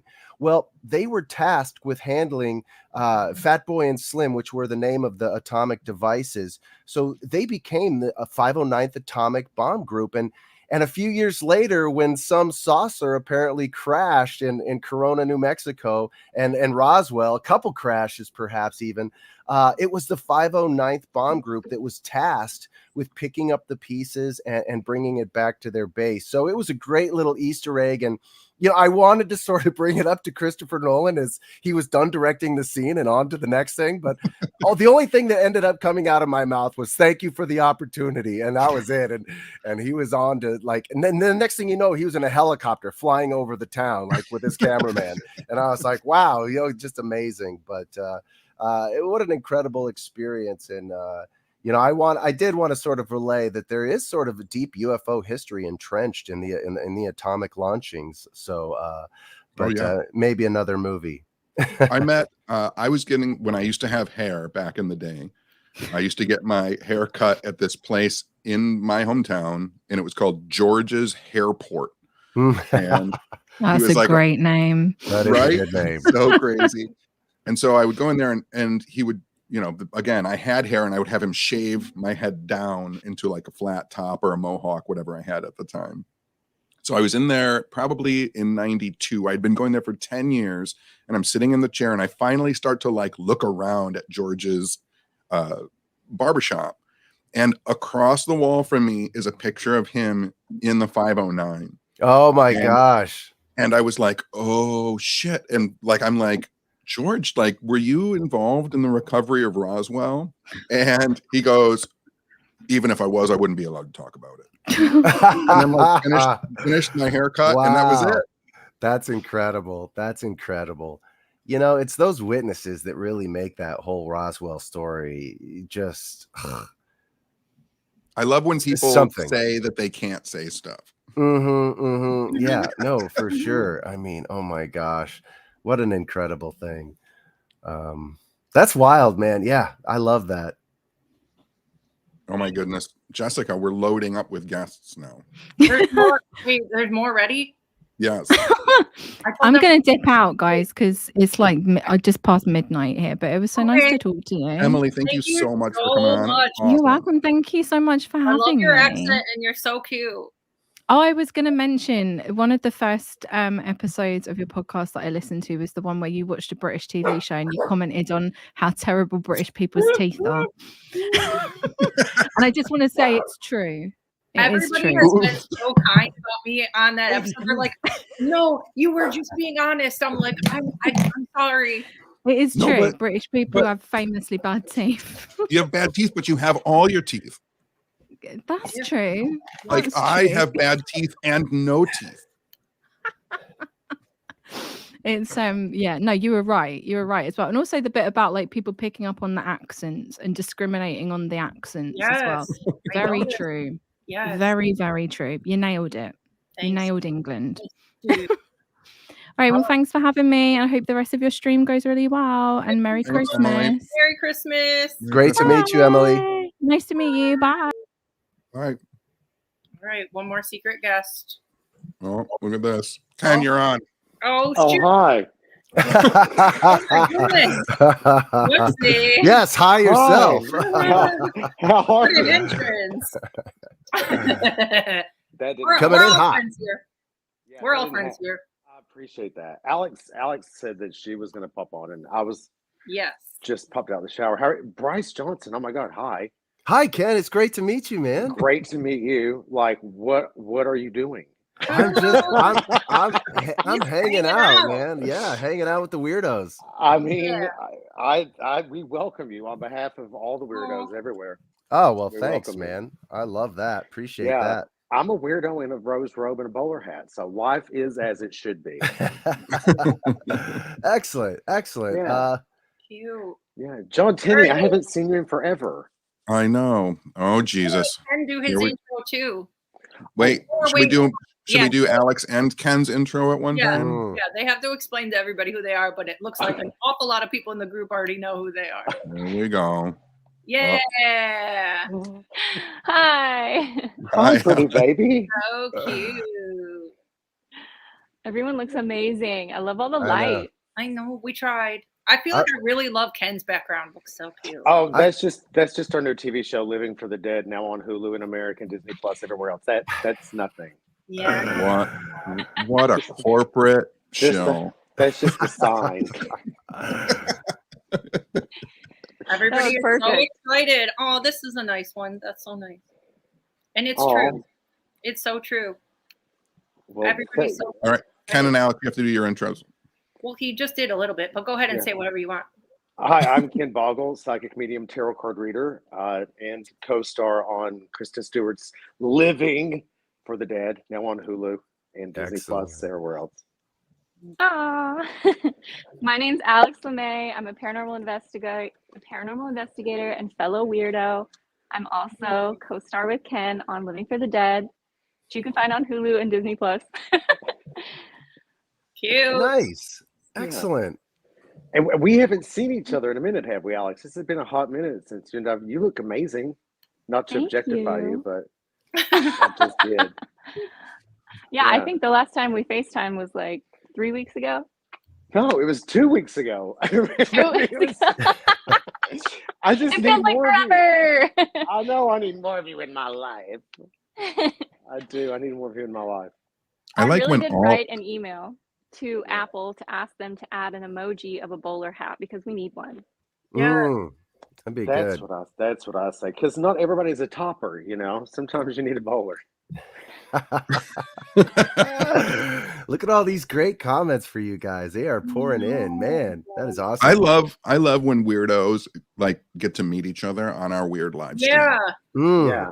You know, that's one of the, I think, the greatest things I've discovered about sort of jumping into this was the community of people that I've had the pleasure to get to know. It's just such an incredible community of mystics and wanderers and people with great questions and searchers and seekers, and I love it, man. It's like such a I don't know. It's just one of the best things that to happen out of coming this way. And getting to search for a Bigfoot. Yeah, exactly. I gotta say though, it's so cool though. I've never been in a meetup before. Like this is my first time in like this Brady Bunch Me too. sort of thing, and I really think I like it. We need more of this. Mhm. Well, when Jess and I started doing this, we were like, how do we do it? Do we invite people? And then we were like, well, some people only want to stay for like a minute. Like they literally want to just pop in and say hello. And then some people want to hang out the entire time. And it's like, well, let's just tell people to come whenever they want to and stay as long as they want. Yeah. And you end up with little moments like this, where there's a whole bunch of people like just chatting about bizarre shit that doesn't make any sense except to us. And it all kind of Sounds goes like together. my Even kind of very, party. different, avenues. Like you popped on and we're talking about cults and we're talking about Bigfoots and we're talking about ghosts. Like, yes. I mean, we love all of that, don't we, babes? Like that's our thing. We love all that. Like just That's our bag. That is that is totally the bag. And also it's not like your typical thing. Sometimes you just get sick of talking about, presidential candidates and what's going on in the news and who said what at what meeting and while the world's going to hell. It's just cool to sit back and be like, don't you think that there's this prehistoric animal somewhere in the lock of Scotland? Yes. And just sit around and be like, bitch, the other day my door opened by itself. I would rather hear that. Yeah. Sign me up for that cocktail party. That's what I'm here for. I often wonder, like, when people tell me they don't believe in anything and all of it is hoo-ha, and like, that's fine and I get it. But I also feel like I want my world, like at least part of my world, to be like populated by fucking monsters and ghosts and UFOs and unicorns and mermaids and any fucking weird thing. Like, it makes the world so much more colorful and like lovely to me. Like, I think about people just sitting at home and they're like, no. Yeah. Yeah, Yep. it's nice to believe in the possibility of things that we haven't discovered yet, Yes. I think a lot of people get closed off to it. I to jump on piggyback off of that sentiment, John. That's one of the funnest things I love about this is, I was told by my parents that, monsters under the bed, they don't exist. But then I could probably make a really great case for the fact that they do, and it's like, so there's this whole world that's open to new ideas and exploration. And I think people get mixed up with that word exploration. They think, let's just explore more ground surface of the earth. And that's great. And there's a lot to find there and still mysteries abound, but there's also great inner exploration to be done, which holds just as much pertinence to these topics as any outwardly exploration as well. So is psyche work and a great exploration of one's inner life is also a great way to explore the phenomena. And you can't deny that there are so many people out there having paranormal experiences. There's got to be something to it. Mm-hmm. And I just want to say, Bryce, enough. I'll marry you. Fine. Calm down. Calm down. I'm trying to hang out with my friends. I'm sorry. Yeah, I didn't mean to intrude on you like that. No, it's fine, babe. The answer is yes. See you Monday. I'm just saying. That's great. I love it. But I say at my lectures, and people have heard me say this at my lectures, like, if there is no such thing as any of this, if all of it is not real, if the only thing that it is a mechanism for us to talk to each other, then it's still fucking important. Yeah, for sure. Because it means that we're talking to each other. Well, and I'll also say too, whether or not Bigfoot as a creature exists, let's just say that it doesn't, right? At all, in any form or fashion, then there is still a phenomenon at play because people are having encounters of something on a global scale. So whether it's this global hoaxing or, this colluded attempt to like fool everybody on planet Earth, that's as extraordinary as an unconfirmed wood ape of North America, So whatever's happening, whether it's real or not, is an incredible mystery. Like, what is happening out there? The short answer is that I keep walking around without my shirt on. That's basically. I go for a weekend in the woods, minding my own business. Suddenly, there's another video of me on YouTube. That's called spiritual retreat. Ken, that's called paradoxical undressing, is what that's called. Well, I'm just tired of I'm just tired of all the text messages, honestly. I am. There's a question for Alex in the chat. Hang on. Oh. Can you see it? Alex, can you see that question? Are you working on any new ghost detectors or interesting devices? Yeah, I've been working on some pretty cool goggles for the Newkirks right now that'll be in the next Hellier. I don't know how much I can give you as far as details, but yeah, I think you just gave us enough. New goggles. Damn. Yeah. What? Can you tell us a little bit about how they operate or how they work, or shall they remain a mystery until we get to see them? It's a mystery, so you find out. Yeah. I am so intrigued. Oh my God. That's incredible. You want to drop your shop? You have a website too with your tech, right? I do. You can it's myname.com or moongoddessmarket.com. If you Google me, you'll find everything there. Yeah, I'm always working on Alex, stuff. Can I ask you a question? Where do you get your inspiration for paranormal technology? You know, that's such a good question, and everybody asks me that, and I think I have a different answer every time because there are so many moments in life that have inspired me to turn towards the tech side of it, and I think it's just being just as much skeptical as I do believe in everything that's happening, and I need to document it or maybe capture it or further understand it by using the instruments.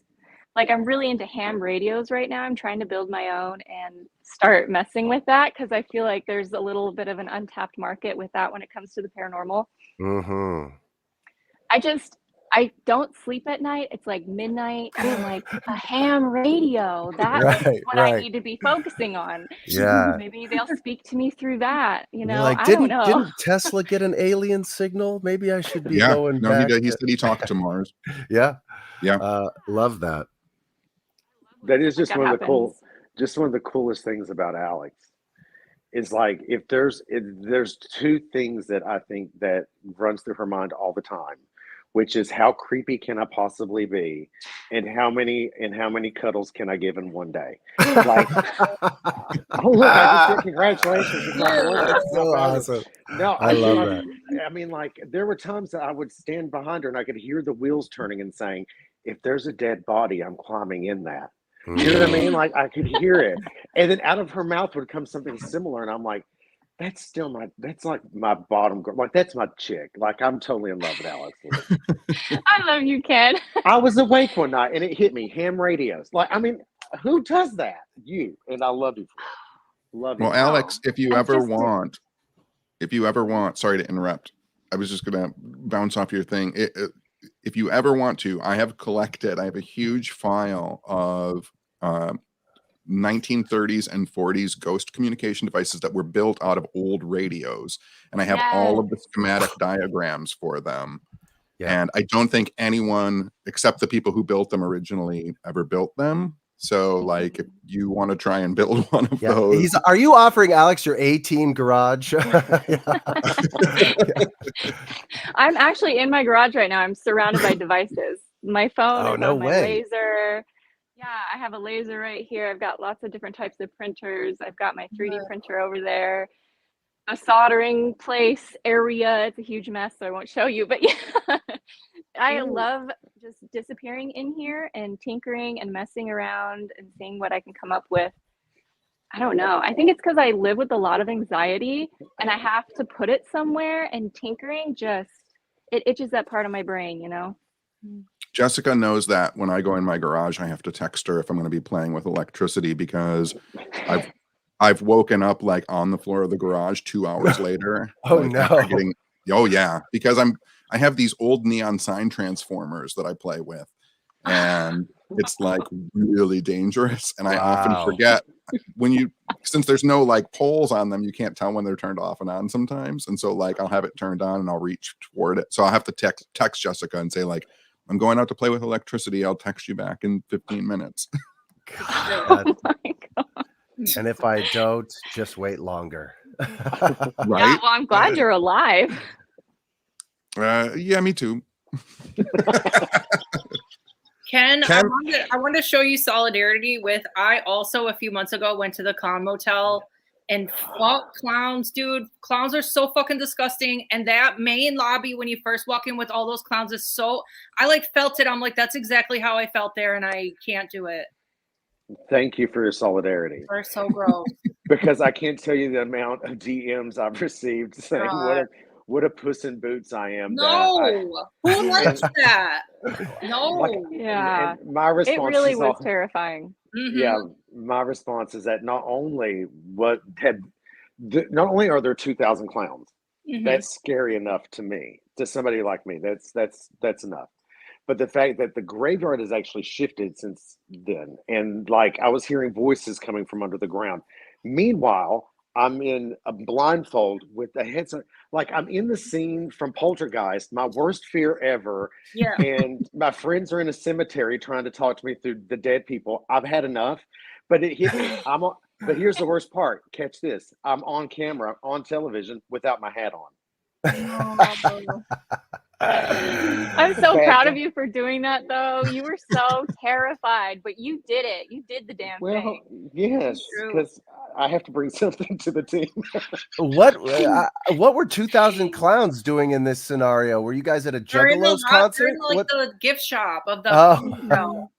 Yeah. Yeah, That's people send them in from all over the world. Pretty, Bryce, it's a do you very not know about the extensive Clown Museum collection. or the Clown Motel? No, I don't know about the Clown Motel. I have no idea. In Nevada. Oh, really? Yeah. That's where I'm from. That's my native state. So what? Really? Do people It's just in Tonopah. people just send clowns to this Well, to like this hotel?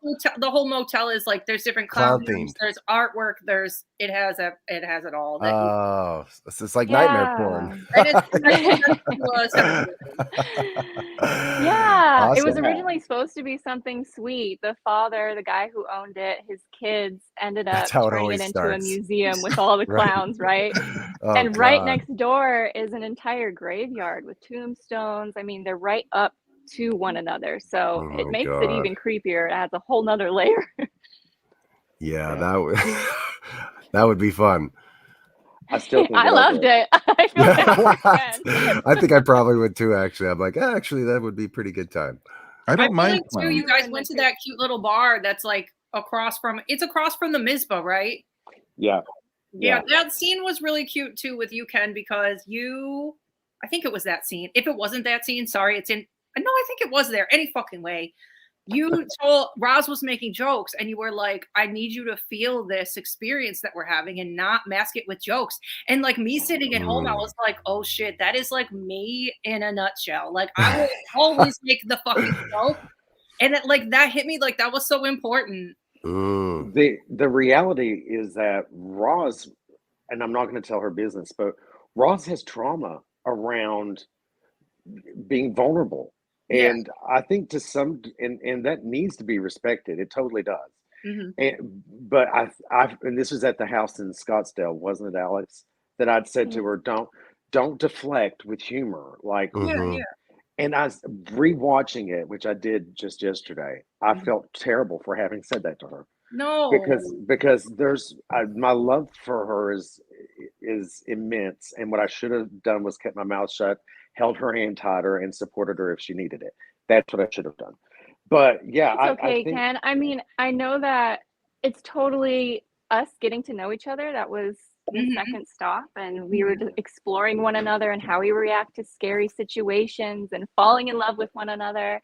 We were going through a lot at the time, and Roz's deal is being funny. So yeah, I felt like that was so important, and it was like permission. You know what I mean? Like you weren't trying to like call it out. You were like, you know, I felt like it was really powerful and really like nice because you were trying to understand and like help her understand herself too at the same time. Yeah, I hope she perceives it that way. But I'll tell you this, the best moment I ever had in a bathroom with Roz isn't even on the TV show. Alex, you were there. Scene. Yes. We had felt this creepy energy in the Clown Motel in Tonopah. Bryce, you totally should go and make a movie there. It is that freaky. You would never even have to leave the property. But anyway, we were in a room 111, I think, and we felt something in the corner, and I could swear to my left, which was the bathroom, that there was some kind of something in there. So I'm like, I wonder if anybody else can feel this. So I said, Roz, and can you come into the bathroom and just sit here and see what you pick up? And Roz is very gung-ho, absolutely sits down there, looks lovely, just squatted right on the pot. And I didn't phrase the question correctly. And I said to Roz, how are you feeling? And she said, like, I'm going to have a BM. You've got me here. Yeah, Like, set and setting. She's like, I feel like a beautiful woman in a toilet. What do you Right. What makes it even funnier is that she had the entire SLS in her lap, sitting on the toilet, like with all the equipment. Great. She was gonna ghost hunt from the throne, baby. She was ghost hunting from the bog. Is where she was at. That bathroom was so creepy because I slept in that room and I don't think I slept for 5 days. But every time I had to go to the bathroom, I'd like hit up anybody else around me and be like, I have to pee, please let me in, because I'm not going in that bathroom. It was really scary. I'm seeing a lot of comments that reflect that, Ken, that people use humor as a way to deflect anxiety. And I know people like that. It's, you know what, we were actually, do you guys know Darcy Staniforth? I'm sure you might. Yeah, we just did a ghost investigation at the Kellogg house in Santa Ana with her. It was the first time she had ever investigated there, and she runs the historic haunted tour there in the evenings. It's so funny. She said, if there's ever sort of a haunting, I can't deal with it because I'll just laugh and I'll start, getting really giggly. And so she's like, thankfully it hasn't been too active, but when we investigated, it started to get pretty active. But yeah, I think a lot of people deal with that in that same. I think I would be the same way. I'd, deflate it with talk jokes to these ghosts, or talk shit anyway. The most brilliant person to ever ride the line of great, thoughtful conversations about all things weird and creepy and comedy is in this chat right now, and that's John Tenney. I've watched John do so many seminars.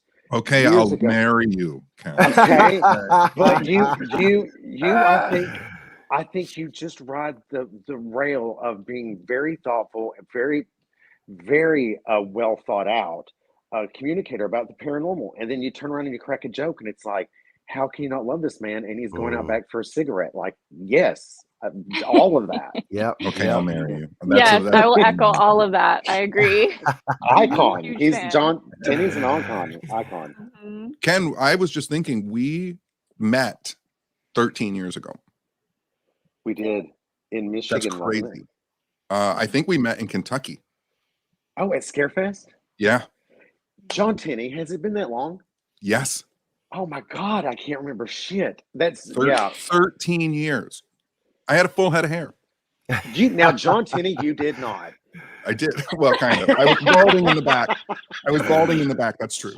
Watch Living for the Dead episode 1, and your hair then matches my hair in that episode. I had a quick question because with Alex, you were talking about meeting. Bryce, this goes for you too.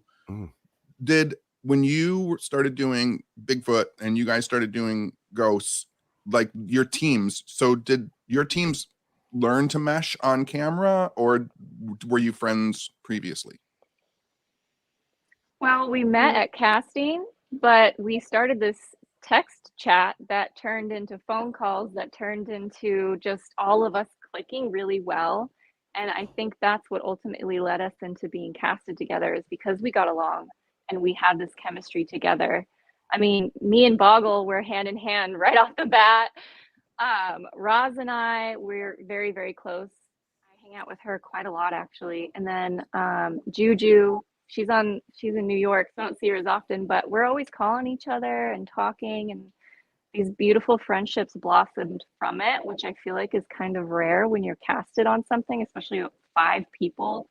I feel really lucky that was the outcome of it. But yeah, we do kind of learn to work together and our styles. Like, you kind of see it with the first episode, but as it goes on, I think that makes the show even more special, is that we're also getting to know each other and we're peeling back those layers together. Yeah. Yeah, Bryce, all you guys know each bring other? something different, like, and it's so apparent. And it all works. And aside from that, the whole cast is so stunning. Like, first of all, it's shot beautifully, and then all of y'all, I'm like, every part of the show is beautiful. Every person, every shot. Thank you. I say that every time I look at Juju. I'm just like, how is she real? Honestly. Yeah, y'all are so cute.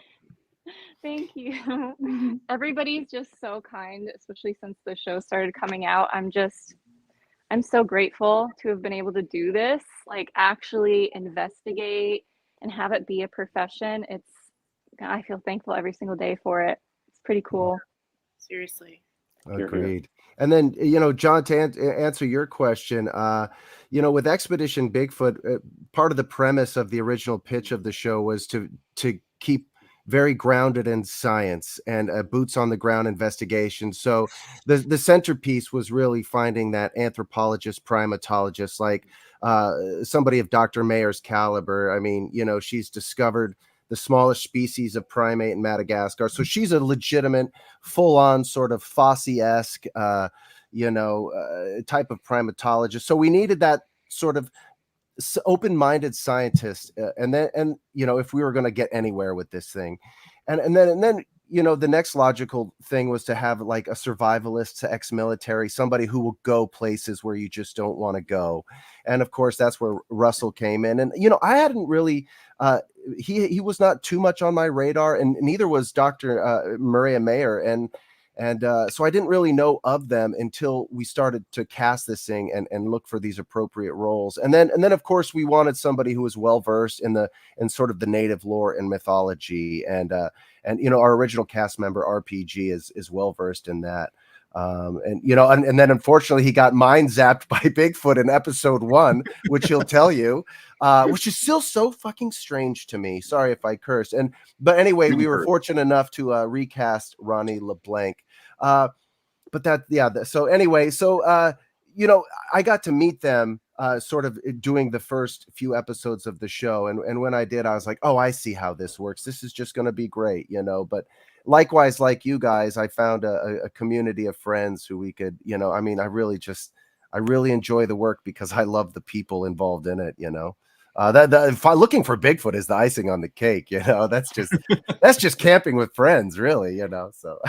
I did a lecture at the Cryptozoological Museum a few years ago, and you have everybody talking about Bigfoot and Yeti and Sasquatch and stuff, and Dr. Mayer had a lecture on the lemurs that she had discovered. Yeah.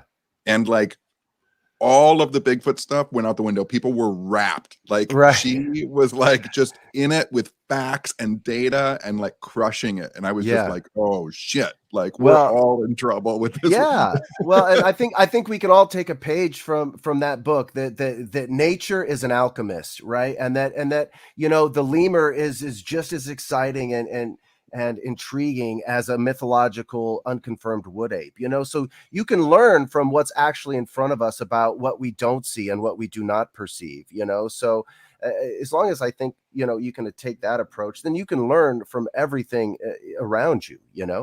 Yeah. And I talk about, Jessica's probably heard me, I use lemur in my lectures now because I ask people like, when you die, do you think you're going to become a ghost? And everybody will raise their hand. And then I'll say, when you die, do you think you become a lemur?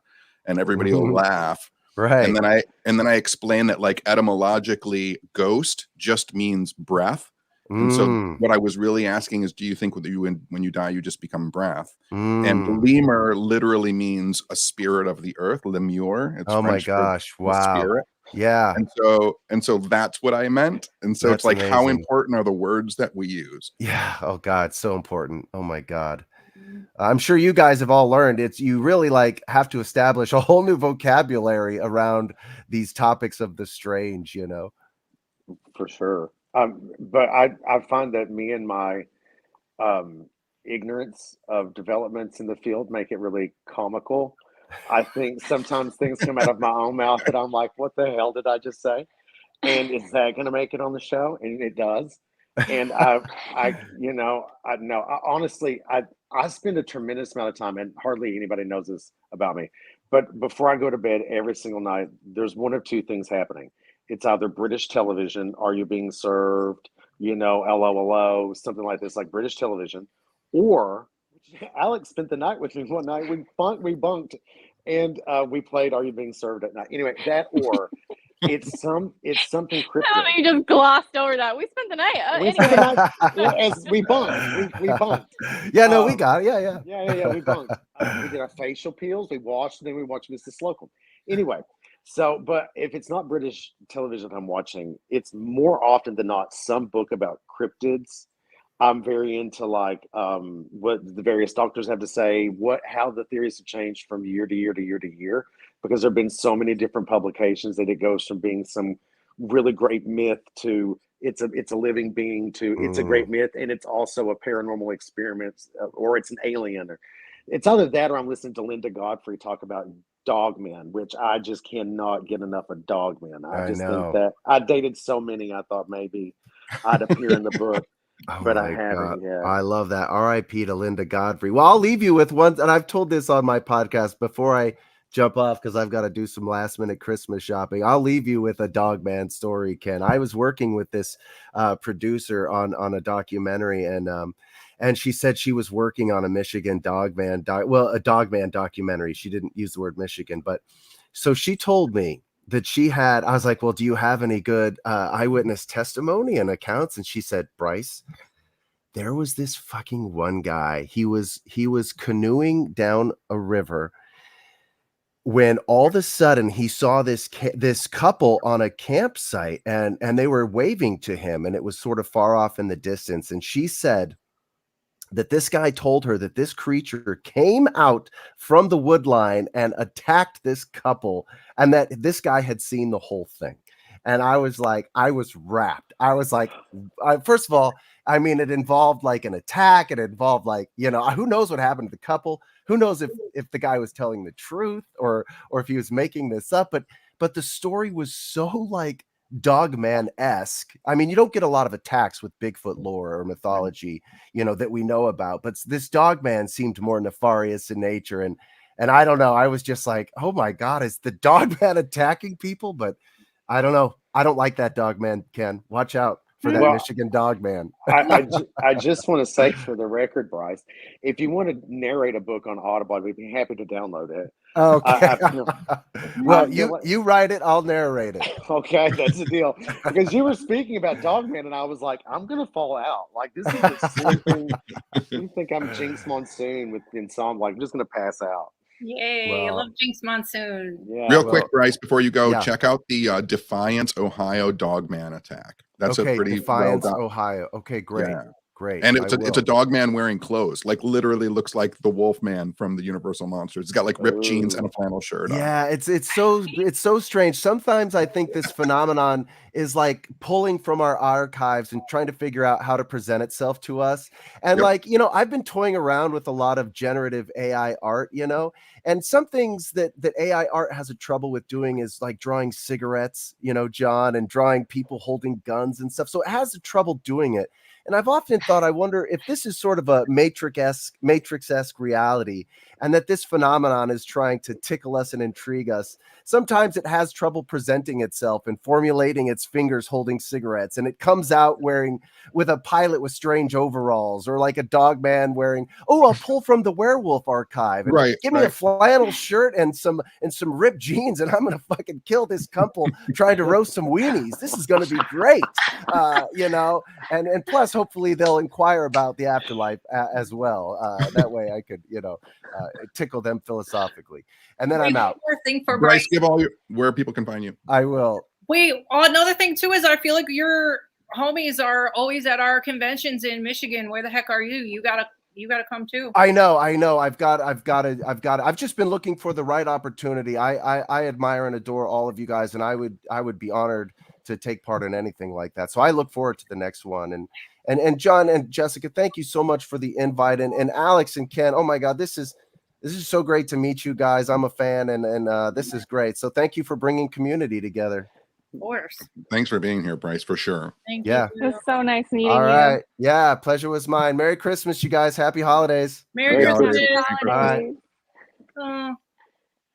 Everybody's so cute. Now that he's gone. Yeah.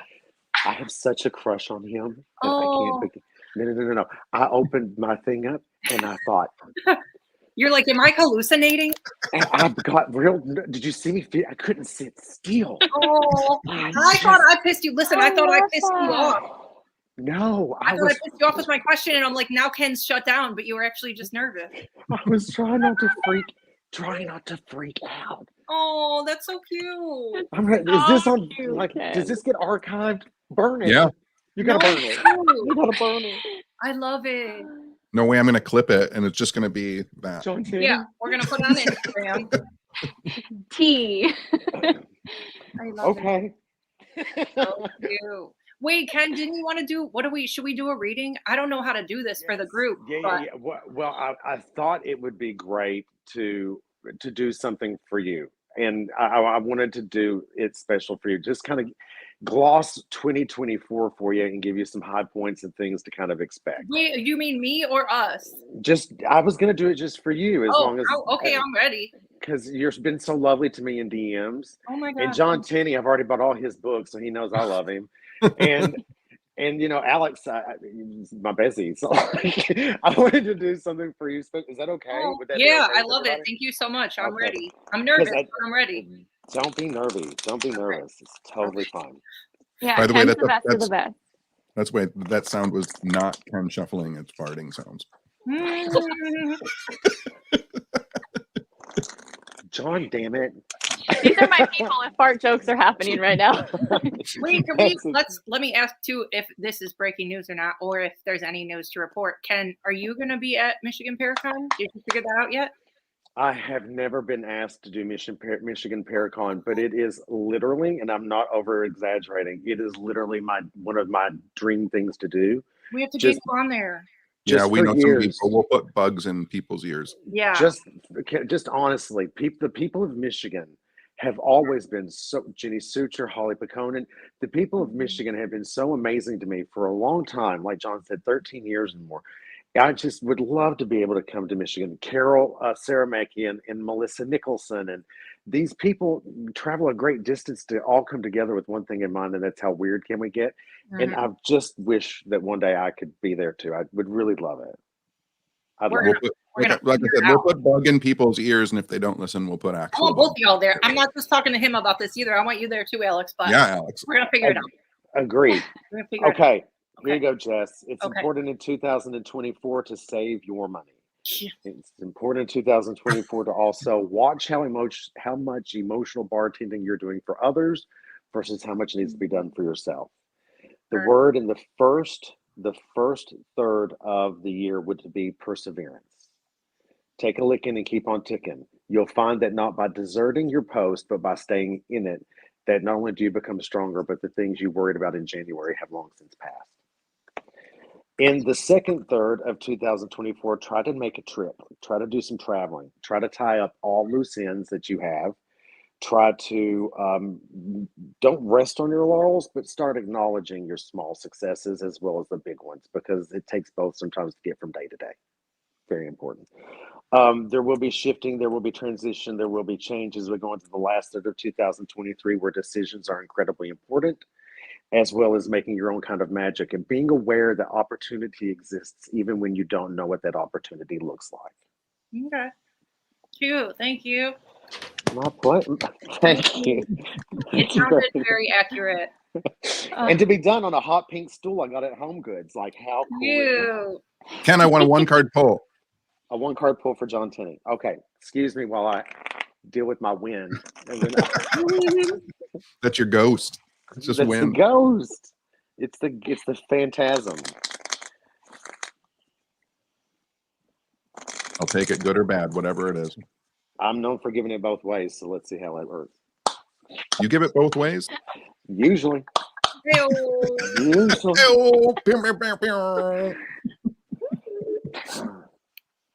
There's a lot of patiently waiting.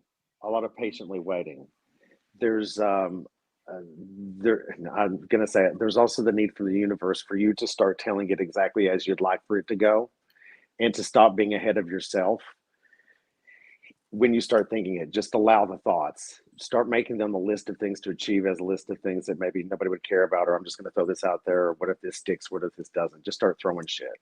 Really get in there in 2024. And then I pulled another card that said that in 2024 for you, you might even expect to be reawakened and to have somewhat of a personal renaissance that lends itself into other areas of your life. Oh, geez. I'll tell you where my perseverance and my waiting happens all the time, which is when Jessica and I make plans and she says she's going to be over my house at like 4. And then I text her at 4:30 and I say, where are you? And then she texts me back at 5:10 and says, on my way. And then at 5:30, she goes, almost there. I do that all the time. I understand. Girls have so much shit to do. I don't wake up with all my makeup and hair done. And I have a dog, and sometimes he won't come in. Sometimes he won't eat his food. I don't fucking know what I'm doing. Yeah, and you look amazing, by the way. I love the hair. Oh my God, thanks. You too. Yeah, it looks so good. She normally looks like a dead worm. I do. My resting state is dead worm. I wanted to listen, Alex. Another so random thing is you're like I don't know if y'all have ever seen this on TikTok. The person who starts their TikTok with "Where do you 35 to 40-year-old people hang out?" That's you, right? That's me. It's There's this crazy everywhere. story. It's I'm everywhere. everywhere. There's kind of a crazy story with that because when that originally went viral at the beginning of, I think it was like 2021 when we were all at home. When it went viral, I started a Discord so that I let the algorithm find people like me because TikTok back then was really good with finding other people like you. Yeah. And so I created this community and it was like 3,000 members strong. And we ended up doing like a yearly retreat where we all went to Vegas for Halloween and hung out. And it was everybody, just a bunch of weirdos. It was so fantastic. It was amazing. And now it's going viral again. I'm thinking about reopening the Discord for more people to join because we have a really solid group of people there. So anybody watching this that wants to be a part of the group, it's really fun. We have regular video hangouts where we just talk about weird stuff and we do meetups once a year. Wait, how do you find that? How do you find it? It's if you Google me, I have like a link tree that has all the links in it. There is a Discord, like an invite. I think that's what it's called at the end of the links. Most of my social medias will link you there, but yeah, we use the algorithm to find other friends with our group of, I don't know, 30 to 40s. I feel like a lot of people are doing so many things. It's hard to make friends. Yeah. We use the power of the algorithm. Like, Susie Pesto and like that beginning of yours is like the only thing that's been on social media the last like 6 months. That's so wild. I know, it's crazy. And no one tagged me in it. I'm just getting sent like videos of me all day long and I'm like, oh, that's cool. That's so crazy. I'm just realizing that that's you because I've seen that too. See? It's crazy, but the thing is I always go flip past it because I'm 50. You're included. I feel like you're included. I'm like, oh, these young people in their 40s, get out of here. I should have said 30 plus. But you know what happened? I wrote the guy and I was like, that's my girlfriend Alex. Mm-hmm. Like, yeah, we should tag her or something. Like, yeah. So in the comments, I think I tagged. I was like, "Add Alex, like, sort this out." Yeah. Like, I wrote him a DM, and I was like, "Hey, bro, that's my chick." But the thing is, one, she didn't say anything remotely stupid because Alex she lays out some amazing content, and the other thing is that she looked remarkably like she was 22 asking this question. Yeah, that's what music for me too. And all I can think to myself is, this is an individual I have seen wearing chunky black boots climbing into caskets. Yeah. You all think that you think this individual is somebody who's at the beginning of your video, but this is actually an icon. And like, I just sit there watching and I'm like, you have no idea. I can't I love you. Oh, I miss you so much. I miss you every day. It's a thing. So cute. Also so brave though, Ken. Like getting over your fears, especially with the clown motel, that is iconic in itself. Seriously. Most people would have been like, bye, I don't know what I signed up for, you know? Like you did it. Yeah, and you know what's so strange about it is that and I was watching it this week, the episode, the moment where I was looking at Roz and like kind of like daggers, what was really in my head was that scene from 28 Days Haunted, where Amy said, I don't want to do this experiment. And Shane and Ray were like, it's for the team. Like, it's for the team. So while I was looking at Roz, my thought behind my eyes was, oh my God, Amy did this. This was asked of Amy. And if Amy will at least try, I'll try too. So that was really, they edited me to look a lot brave, by the way, a lot braver. Logan said to me, he was like, I really thought you were going to die of a heart attack. I'm like, you're right. You know, that was my chest was tight. I couldn't breathe and things started to go numb. It was not a good day for your brother. It was not a good day. That happened to me on an episode of Ghost Stalkers when I thought I was having a heart attack. And when we filmed, part of our contractual, like I made them sign that all of the camera crews and sound people would rap when we started investigating. So we were in a prison, and the only people there were Chad and I, and he was outside. I was in the prison. I thought I was having a heart attack. And then I was like, oh, fuck, whether or not this is a paranormal situation, I'm alone, locked in a prison, thinking I'm having a heart attack. And the only person out there is a fucking actor. Like, Chad Lindbergh. yeah. And Chad came in and he dragged me outside, and I was like fully crying, and like, I call my mom, I don't want to do this anymore. I think I'm dying, like whatever. And I looked up and he was still rolling on me.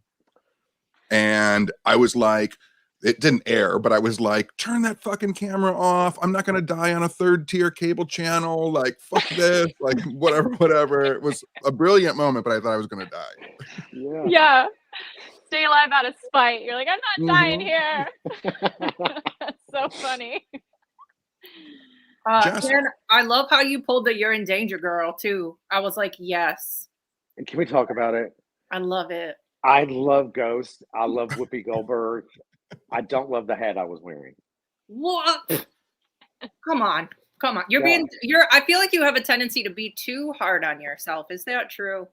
Not in a Madonna style black cowboy hat, babes. I'm being legit. That was not a good look for her. She did not do well. This chick was unhappy. When I saw, I was like, I don't like this.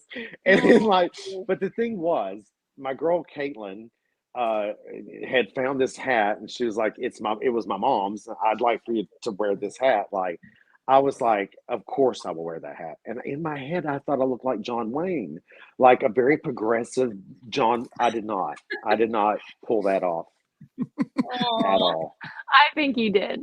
I think you did too. Thank you. Yes. We're all just here to compliment each other. We're just going to go from box to box and we all just compliment each other for like an hour. That's all we're here for. Yeah, because I'm a huge fan of all of you.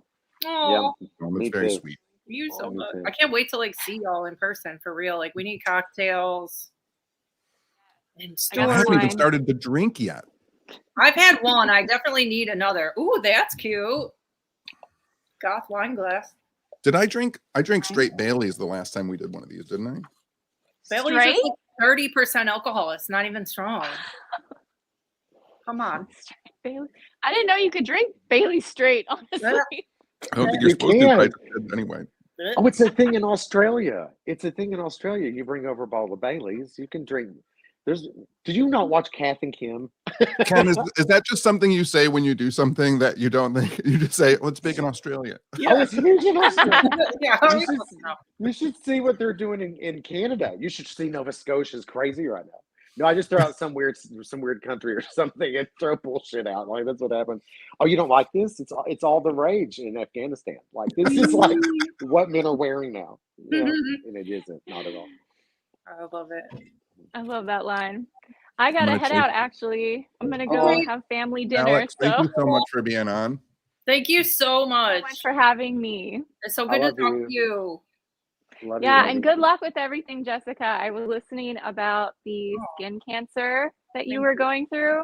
I also had skin cancer, so I get it. If you ever want to talk, I'm here. Oh my God, thank you. It's really stupid, and I was just saying, like, there's certain things you're warned about your whole life, and you're like, yeah, whatever, and then they turn out true, and you're like, fuck, like, why didn't I? Yeah. It's the worst. And the biopsies, you were talking about how you can't handle it, how they I can't handle it either. It's gross. And if they don't numb you up enough, you can hear it like, yes. Oh, it's so bad. I don't know, Alex, I don't know if you heard, but like when I got my mole taken off, they literally just cut it off and threw it away. No. Like, yeah, the 70s. They were the 70s. They were like, this is how we do it. And they just like shot some Novocaine into it, and then they took a scalpel and they were like, zip, and then he just like chucked it in the garbage. Like, there was no biopsy done. I used to do hair. I was a barber for a short time, and there was this guy that had a mole in the back of his neck that would grow back. And I know this sounds terrible, but he was like, can you just no? And I would just sanitize everything, but like I would just take it off for him when it grew back. Holy shit. That's actually pretty bad. I don't know why I agreed to that, but I was at the bar one time. For the mole removal.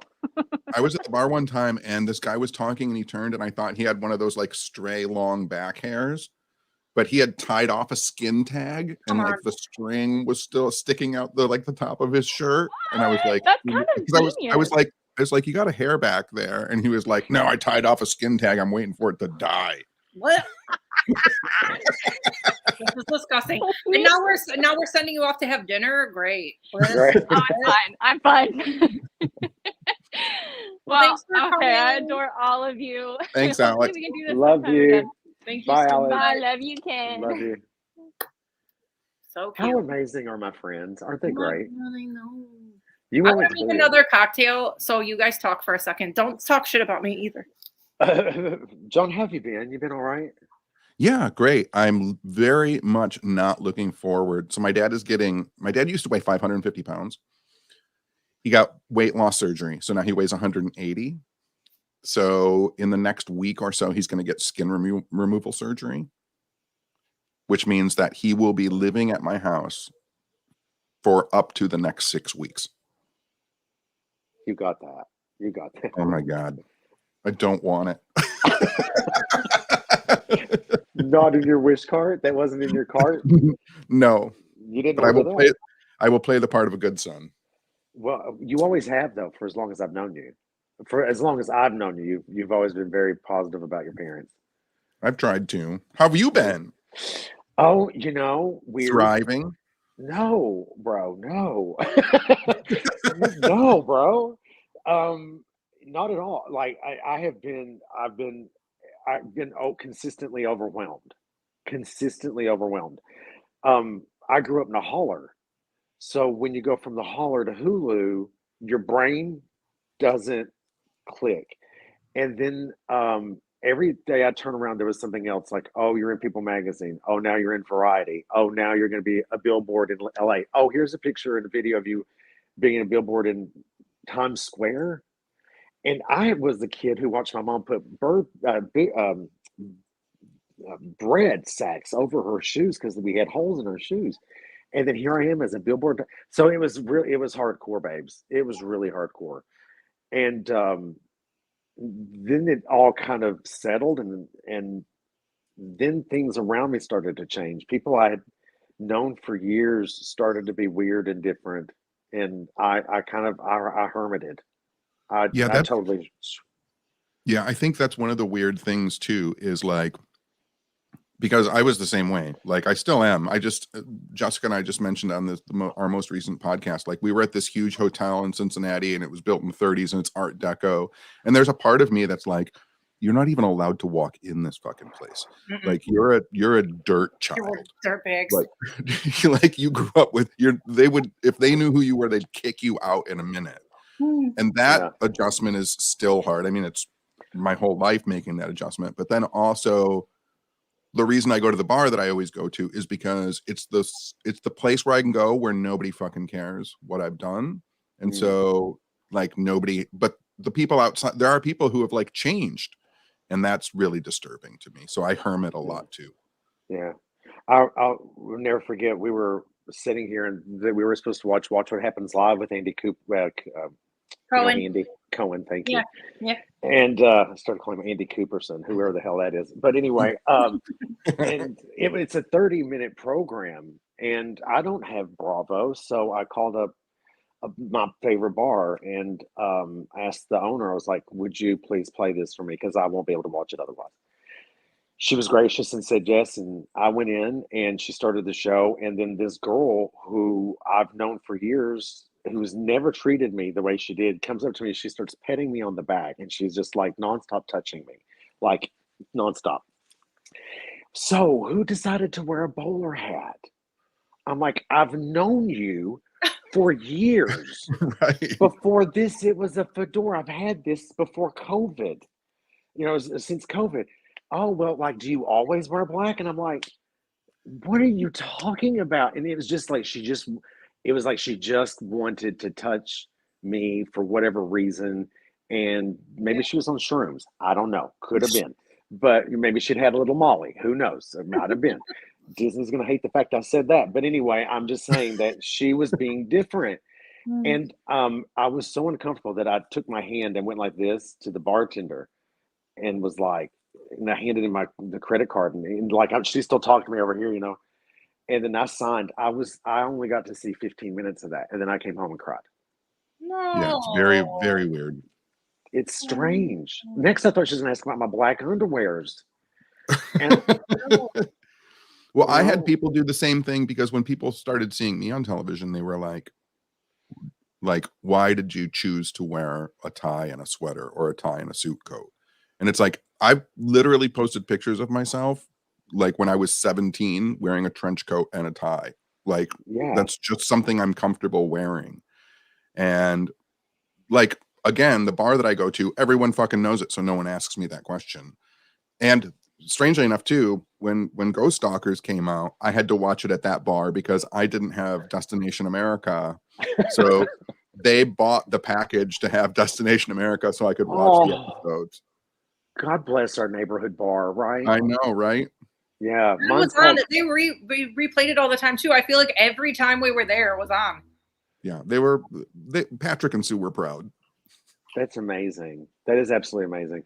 I think the majority of people have been really cool about it. It's just, you deal with imposter syndrome and you deal with the poverty trauma, and Yeah. it's so weird too, guys. Like the weirdest thing is that like I have decided that for me, my give is going to be that whenever somebody promotes a show or has something pleasant to say about, I'm going to personally thank them because at this time in my life, I'm able to do that.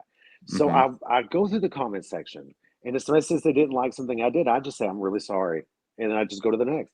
Turned out it was harder for me to accept the really positive, deep messages Yeah. of gratitude, like tears. It was harder for me to accept that than somebody saying, one guy said, the show was great until that one guy came in the room and just destroyed the episode every time, and he was just a tarot card reader.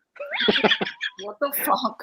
I could take that over a lot of the messages I got that were like, you've changed my life, or this show's changed my life, or Roz is such an inspiration, or thank God for Juju, I feel like I have a voice, or do you have Logan's phone number? A lot of things like that. It was easier for me to accept the bad than great. I was comments like too. that. I was too. There was the comment that I still think about that makes me laugh, was a bad comment because I had discussed when I had my heart attack when I was 18 and having a near-death experience, and someone had just their only comment was, I wish you'd die again. And I thought like it's the meanest comment, but it's so fucking funny. And then like comments underneath it about like, oh, I loved the show. I was like, but this guy's fucking comment is on point. Yeah. I mean, but for whatever reason makes it easier to accept that as opposed to like, I'm really happy with you. I don't know what causes that, but we shook it, I think. Uh-oh. I would just like to say too, that wasn't me who said that to Tenney. Can anyone see me? Yes. My computer just completely glitched out. Cool, great. wow. Like I'm looking at a black screen right now. You're still on it. We can see and hear you. All right. Jessica, do you have the option if anybody else? Oh, I don't know how to do this. I don't either. If I'm a co-host, it won't go away, right? I hope not. I'm about to turn my computer off though. Fuck. Because I can't see anything. I feel like this happened last time and it did just let me stay. All right. Well, here I go. Everybody Hold your breath. hold your breath. I'm scared. Oh gosh. I can't believe I'm here for this. The timer's still going. Yeah, the timer's still going. Yeah. Okay. It's us. I think we're fine. That's strange. We should have saved your reading till right now. I know. Think of the content we could have had. I know. What do we do now? Let's see how many. Let's get Bryce Johnson back on. I know, and then I'll leave, and then you guys. Sis, okay, yeah. you get wings for that. You are a wing. I never could have known. I couldn't have known. It was meant to be. That was such a vibe for me. It was written in the stars. You played it really cool, I swear, because when you first came on screen, you said a nice thing, but you didn't come off like, oh my God, this is what I've always dreamed of. I felt like I had a mouthful of marbles. Like I was like, it's not working. Like, no, you never would have known. It was not obvious to any of us. Are you drinking right now? Do you have a drink? No, I'm actually on a sober streak. Okay. Cute. Yeah, I've been stone cold sober now for a hot minute, and Nice. I think I'm gonna kind of keep it that way. Cute. Yeah, I Yeah. really don't drink that much anymore either. It's weird. Well, I found that 2 drinks was my max. Mm-hmm. Like 2 drinks was my max. Mm-hmm. But then I would come home and continue, and so Mhm. 2 drinks out was my max. I'd go to old hookers and do that, and then I'd come home. And the reality is that is not conducive to me being my best potential. I got it. Cheers to everybody, literally cheers to everybody who can. But I was just thinking to myself, like, would it be weird if like I bought my neighborhood bar a coffee pot and like stocked it No, and just said, they I should love have you that. all. Yeah. Hey, it worked. Oh, thank It God worked. you're back. By the way, Ken, I heard that last comment. The home bar that I've been talking about. Can you hear me? Yeah.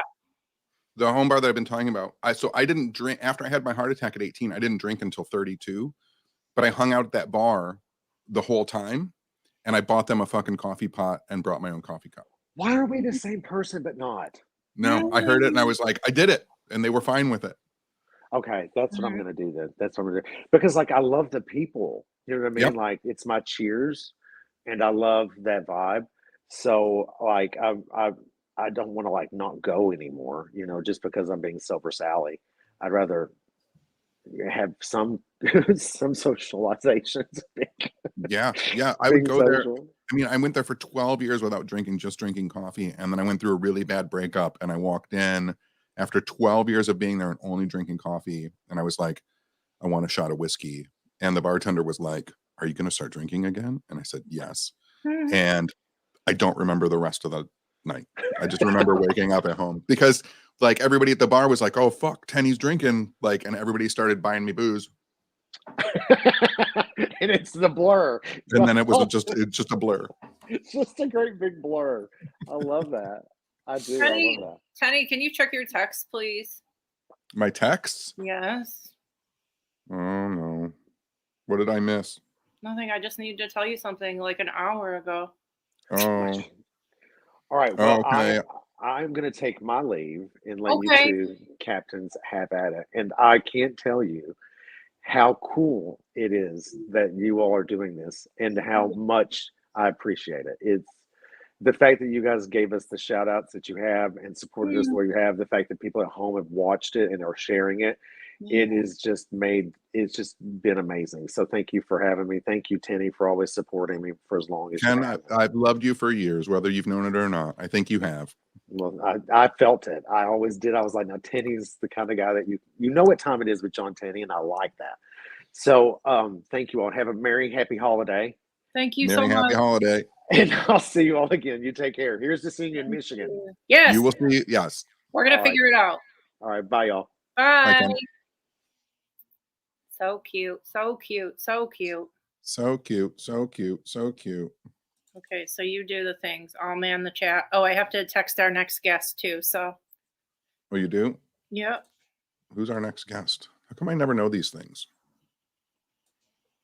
I don't know. Maybe it's because I'm a magical wizard and I do all the things. You are a magical wizard. Mm-hmm. I can't find the thing I'm supposed to make. Are you still there? Yeah, I think it's under banners on the right, right? Oh, look. Is everyone having fun? Yes. I Yeah. can't hear anybody saying anything. Yeah, they're not on here. Oh, They're on the chat. oh. We have such fun friends. I know. Everybody's so cute and they get along. I know. And it's so nice to not have to talk to you. Oh, geez. Not so bad.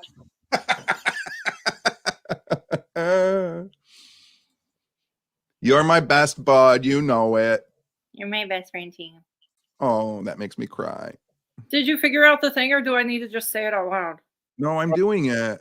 Okay, thanks. I think I'm doing it.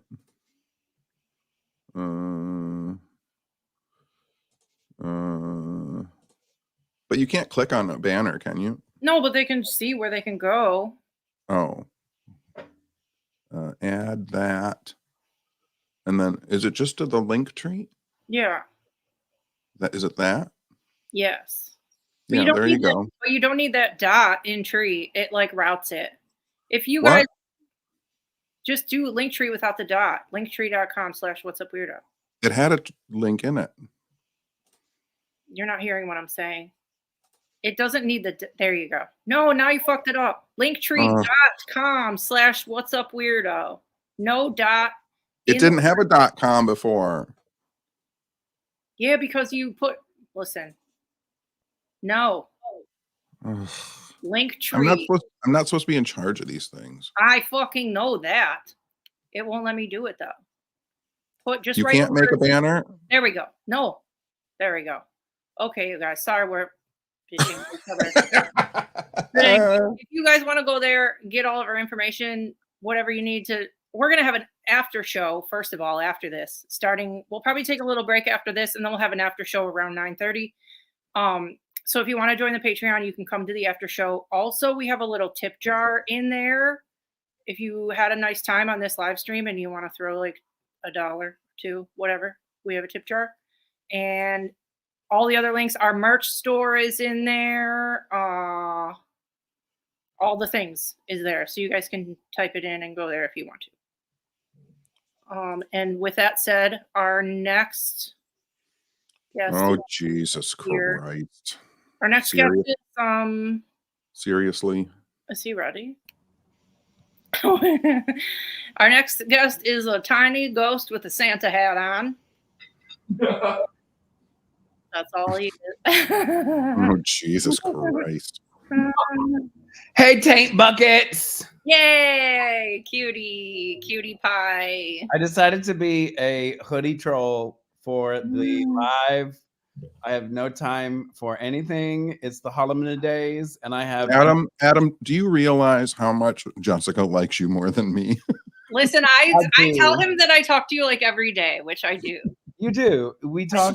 We do. We talk, and we text about rando things, and also like important things. And we gossip, and we Marco Polo each other. And I FaceTimed you the other day and talked to you for an hour with the pup.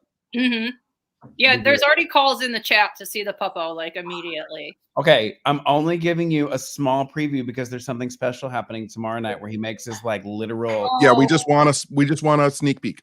Okay, I'm gonna give because tell people why. So tomorrow, Ben and I are doing our yearly a very berry Christmas cocktail party. It's shenanigans. Okay, it's online. It's virtual. AdamberryEvents.com. It's like $20 and it helps pay for the puppo food. Anyway, so we're gonna like drunk. We're gonna drunkenly. We're gonna drunk and we're gonna like we play games and there's gonna be giveaways like merch giveaways and Buddy is making so his official name is Buttermilk Berry, but we're calling him Buddy. Baby Butters. Baby Buddies, and you can call him Butter, Biscuit, Cornbread, Nugget. You can call him whatever you want. Can you do me a favor and spell buttermilk with 2 D's instead of 2 T's? Butter. I know, because it could be BUDDERMILK. That's actually adorable. Yeah, buttermilk. I know. It's a butter. Eat the buttermilk. Okay, eat the buttermilk. Literally a buttermilk. I'm gonna just give him a preview. Tomorrow he's gonna be dressed up, but here we go. Oh my god. Oh geez, there's the sneak peek right there. He looks like a bat, like a fruit bat. Yes. Yeah, and he's just like laying on with the Krampus pillow, Krampus Santa pillow. Oh my god, so snugged. That is so cute. I can't. He's so pink. He is white, completely white, and he has. I think he's gonna have a little like blonde trail, and then I think he actually is gonna have like a white heart on his head, which is adorable. Butters. And then Cheeto is over by the fireplace. He cannot be bothered. He is no, for real. We just live in Cheeto's world. Yeah. He can't be bothered. He's 16, and this one has a habit of, so he'll get Cheeto to play, which is adorable, but he'll go up to Cheeto and sort of like nip. He's an ankle biter. He would nip on the back of Cheeto's legs, and then Cheeto turns around and is like, "Rah, rah," and then chases him down the hallway, and that's how he gets him to play. So it's good for Cheeto at 16 to have that exercise, which is really great because he just loves to lounge and be a potato sack like myself right now. But it's going well. I mean, it's fine. He slept. He was very good last night because we had a dinner party, stayed up quite late, and we he gave us the time of day. He let us sleep, and we put him back after we take him for potty. He'd come back to bed, which is very cute. But he's, it's a puppy. He runs around and he's crazy. And how much does that puppo weigh? Oh, probably maybe 2.5 pounds. Oh, the baby. Little baby. He's like a Chipotle burrito. Like he's the weight of a Chipotle burrito. And also we've been taking him everywhere. So like I'll put him in a little sack. Like I have a sack, and I'll put him in the sack and I'll take him to like the post office, or we took him shopping to the mall. And those of you who saw the post, like randomly, Santa Paws was there and he got a picture with Santa. Incredible. It was so cute. And so it's good. We're socializing him. He's not afraid of other dogs or people. And he's, and that's good for a little nugget piece. Oh, he's moving. He's moving. Little baby. I can't even see. Oh, there he is. I haven't even shown Toad on this whole live stream yet. It's no Little albino bat baby. I know. It's adorable. And I'm so glad that whatever. He's here. He's queer. Get used to it. He is actually kind of gay. He bit Chino's wiener. No. Oh, he's up. Ben dropped the vodka. Oh my god. He dropped the mustard. Oh, watch him. And I'm out. That's how it works for me. Yeah, he's like I'm up. He's like I'm up, and then I'm not. He's like, Dad, why are you talking? I'm trying to.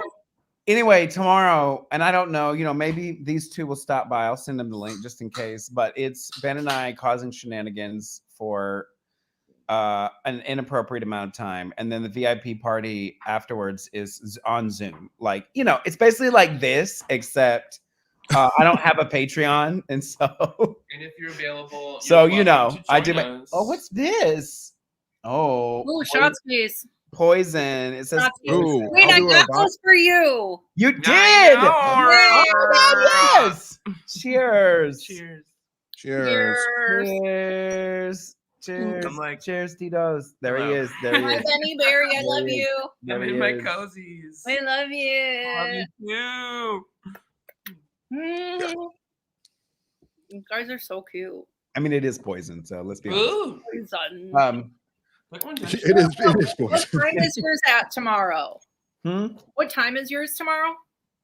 7 o'clock. 7. Okay, I'm gonna be at the zoo with my family. So if you send me a link, I might pop on with like animal. So what the way we did it last year is like, or the last time we did it, like we played so many great like games that I make up that Ben has no idea what we're about to do, and some of them are ridiculous.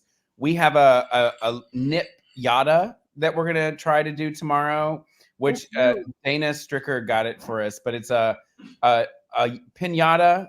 Santa pinata full of nips. Yum. And there are rules, and we're gonna try to play that. And we do I give away merch and all kinds of things, and it's fun. It's a good time, kids. Perfect. It's a good thing. It's a good thing, as Martha would say. Perfect. All the Christmas programming for all the weirdos out there. I know. I was gonna discuss your last podcast, but I can't remember. Because Amy had hers yesterday, right? Yeah. Well, she did a sip and sign. So it's Amy, us, and you. Yeah. And I'm gonna tomorrow. If people want to get copies of my book, I can personally sign it for them online. But no press. It's just to get an excuse to all of us drink together. I was going to talk about your latest podcast episode, but I can't. Can I also mention something about our newest podcast episode? Is I said something about when you go in a tanning bed, I meant to say vitamin D, and I said vitamin B like a fucking idiot. Oh, did that drop? Wait, when did that? I don't think I don't know what I'm talking about. I just missed it. Okay. No. I forget what was the title of the last podcast episode. The one that dropped today or the last one The before? last, I haven't listened to today's yet. Hairless Horseman? Hairless Horseman. Hairless Horseman. The Hairless Horseman. The only thing I could think was like a man who shaved all of his body hair. Yeah. Naked on a horse. That's also been shaved.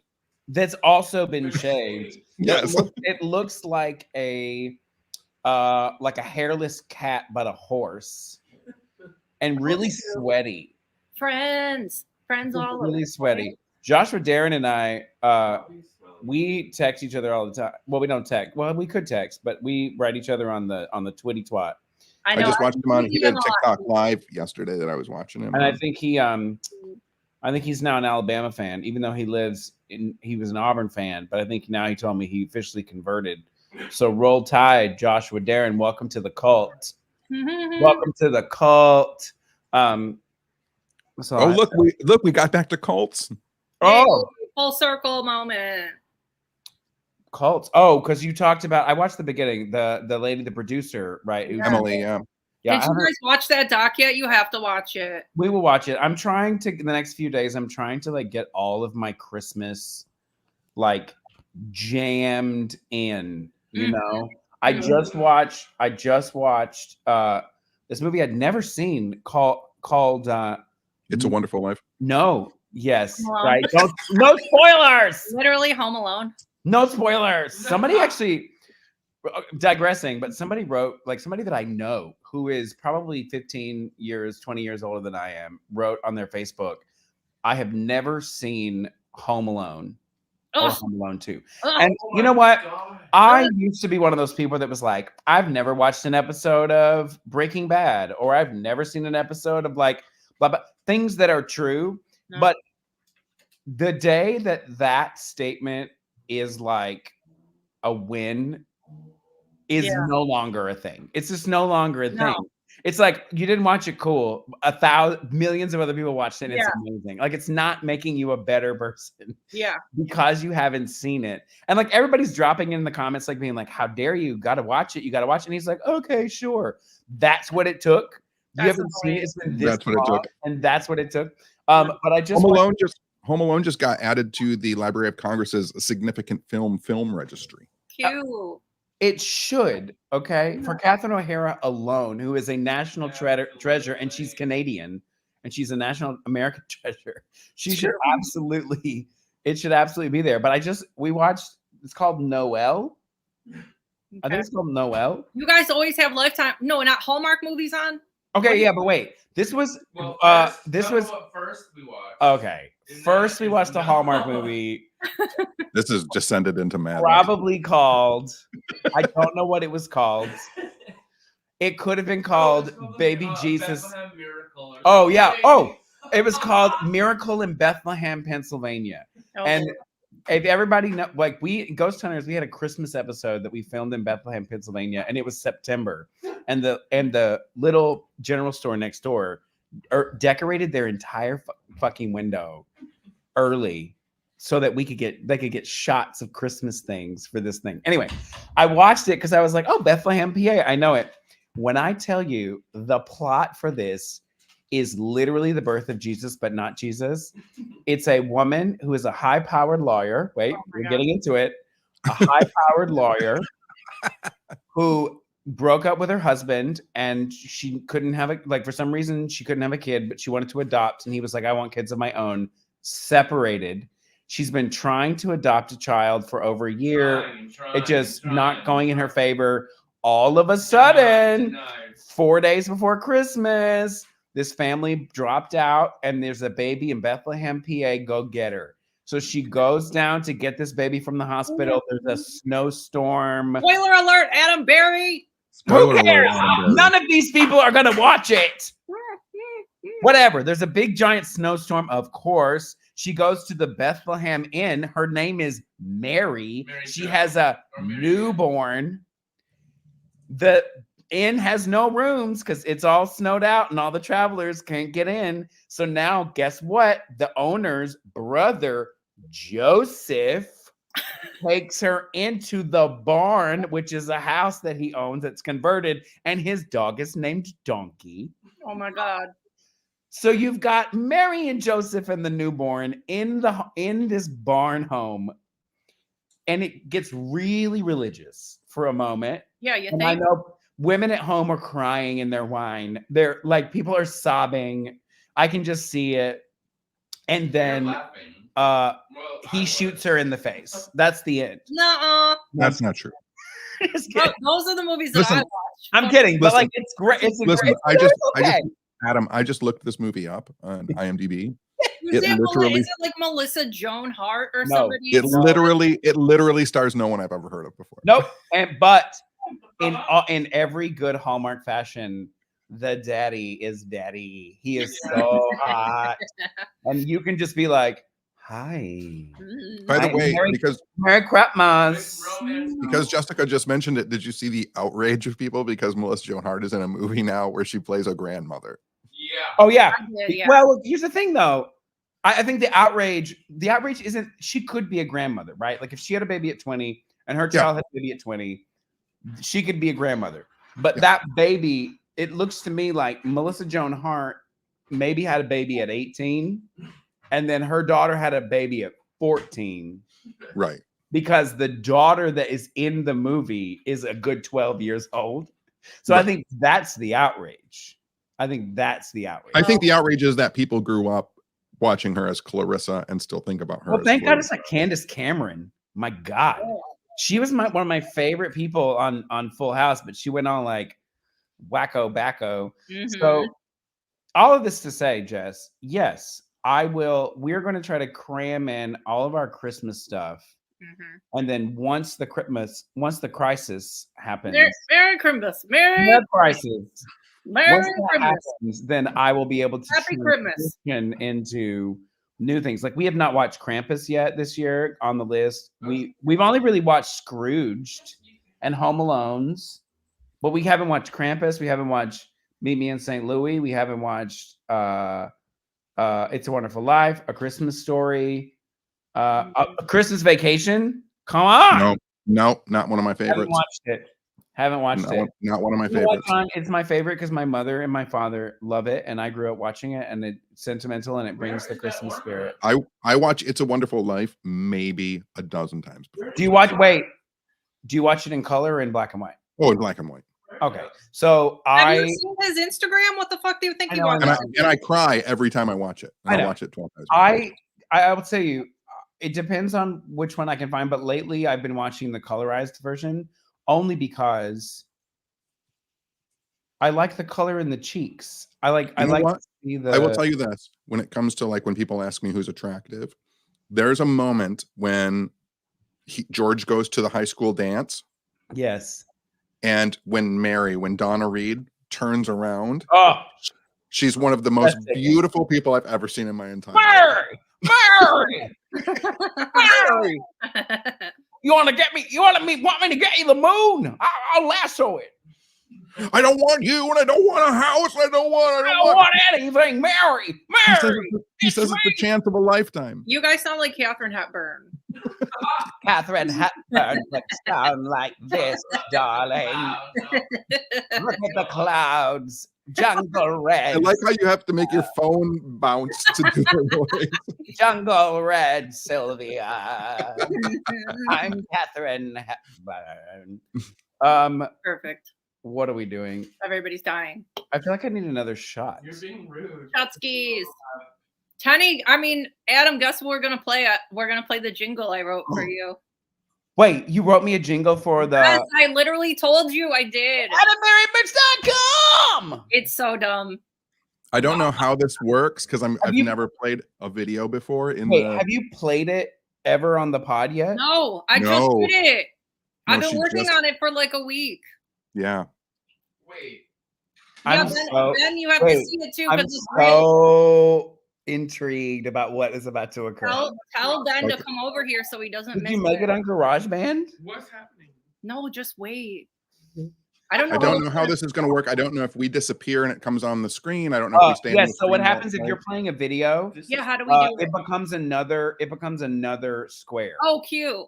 Or unless you have it. Hi, Ben. By the way, Look, wait, What up? look behind your head. That little plant up there Look on at the this. that little nugget plant right there, up on the corner there. Mm-hmm. That's from Matisse's garden. What? Wait, I don't care about that. I want to see Ben's beard. Oh yeah, Oh, come look at Ben it. has a beard. Oh, cute. Very cute. Mine will be gone tonight. I'm shaving it off after the I show. can't stand it. He's a zaddy. Ben Zaddy. He uses his whiskers and like rub. No, I'm just kidding. Ooh. And So let's cheers before the song. Cheers before the jingle. Cheers. Clinkety clink clonk. All right, here we go. Let's see how this works. We'll probably have to play it twice because it's short. yeah, I want to hear it 3 times. Okay. He writes a book, he sees a ghost. He's a good person who we love the most. He's Adam Berry. AdamBerryMerch.com.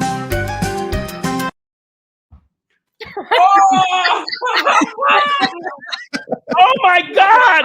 Wait, I need to take a video. I need to take a video. I can't even. No, again, Ben has lost his mind. again. 1, 2, 3, play.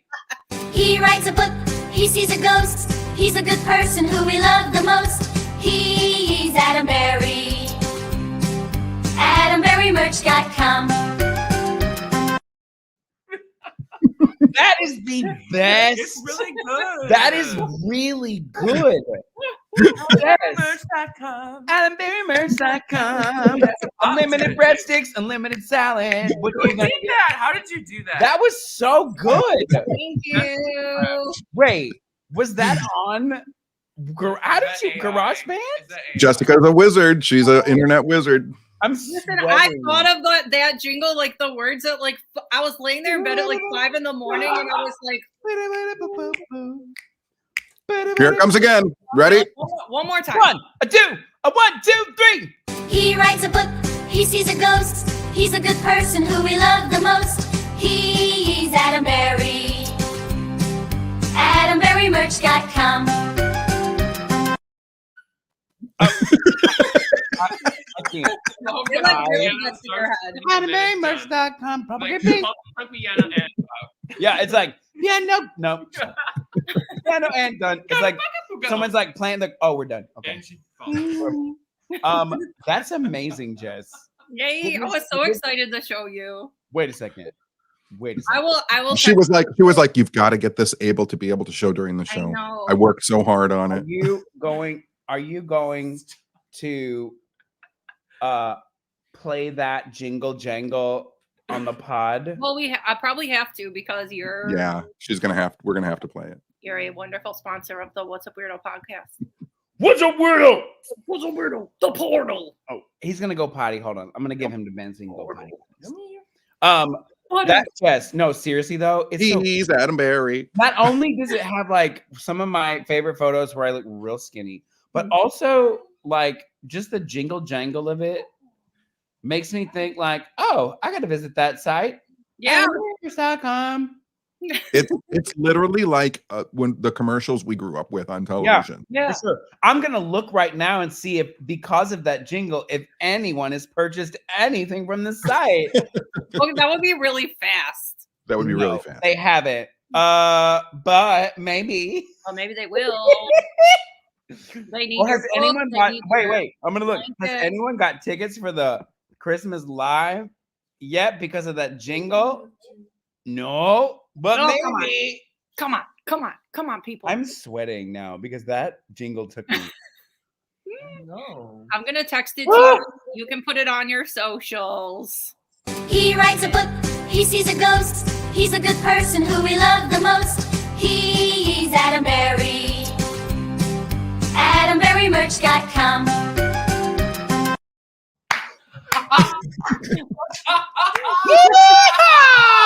AdamBerryMerch.com.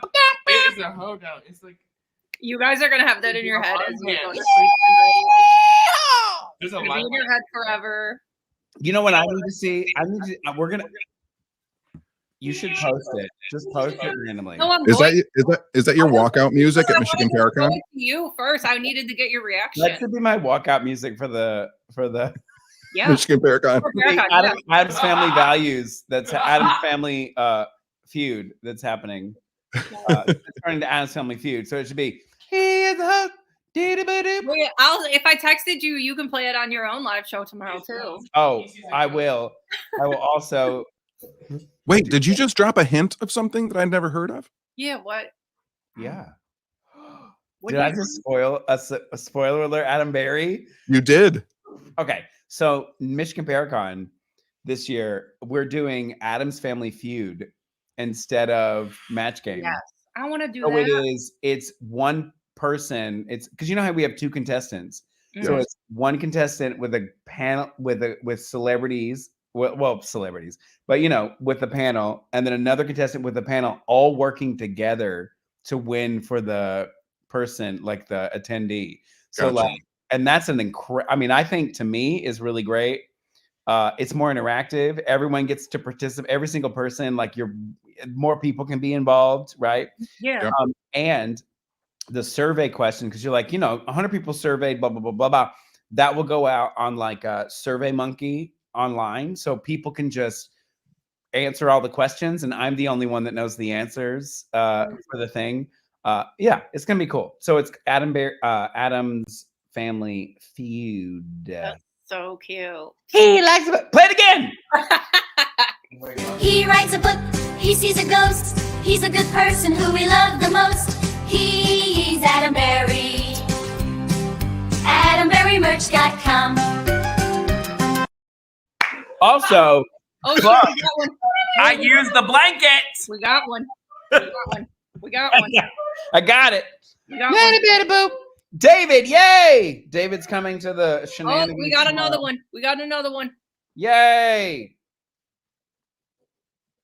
Perfect. Everybody's gonna have. I tried to freeze. Earworm of the year. Question.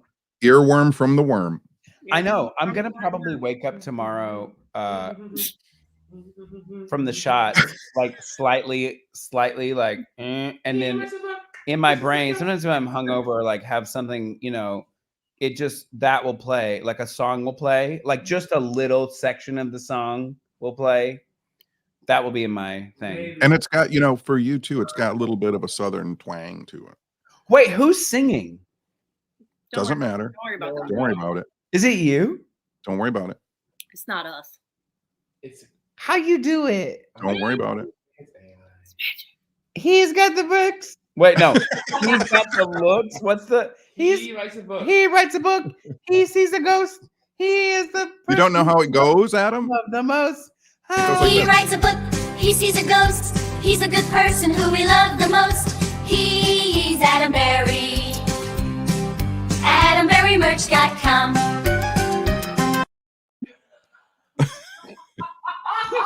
No, too bad. Ben's cackling is taking me out every time. Yeah. Ben's cackling in the Why is background. Is that the on? I'm burning up. He turned on the fireplace. I'm literally. Is it a Oh ghost? shit, we got another one. We got another one.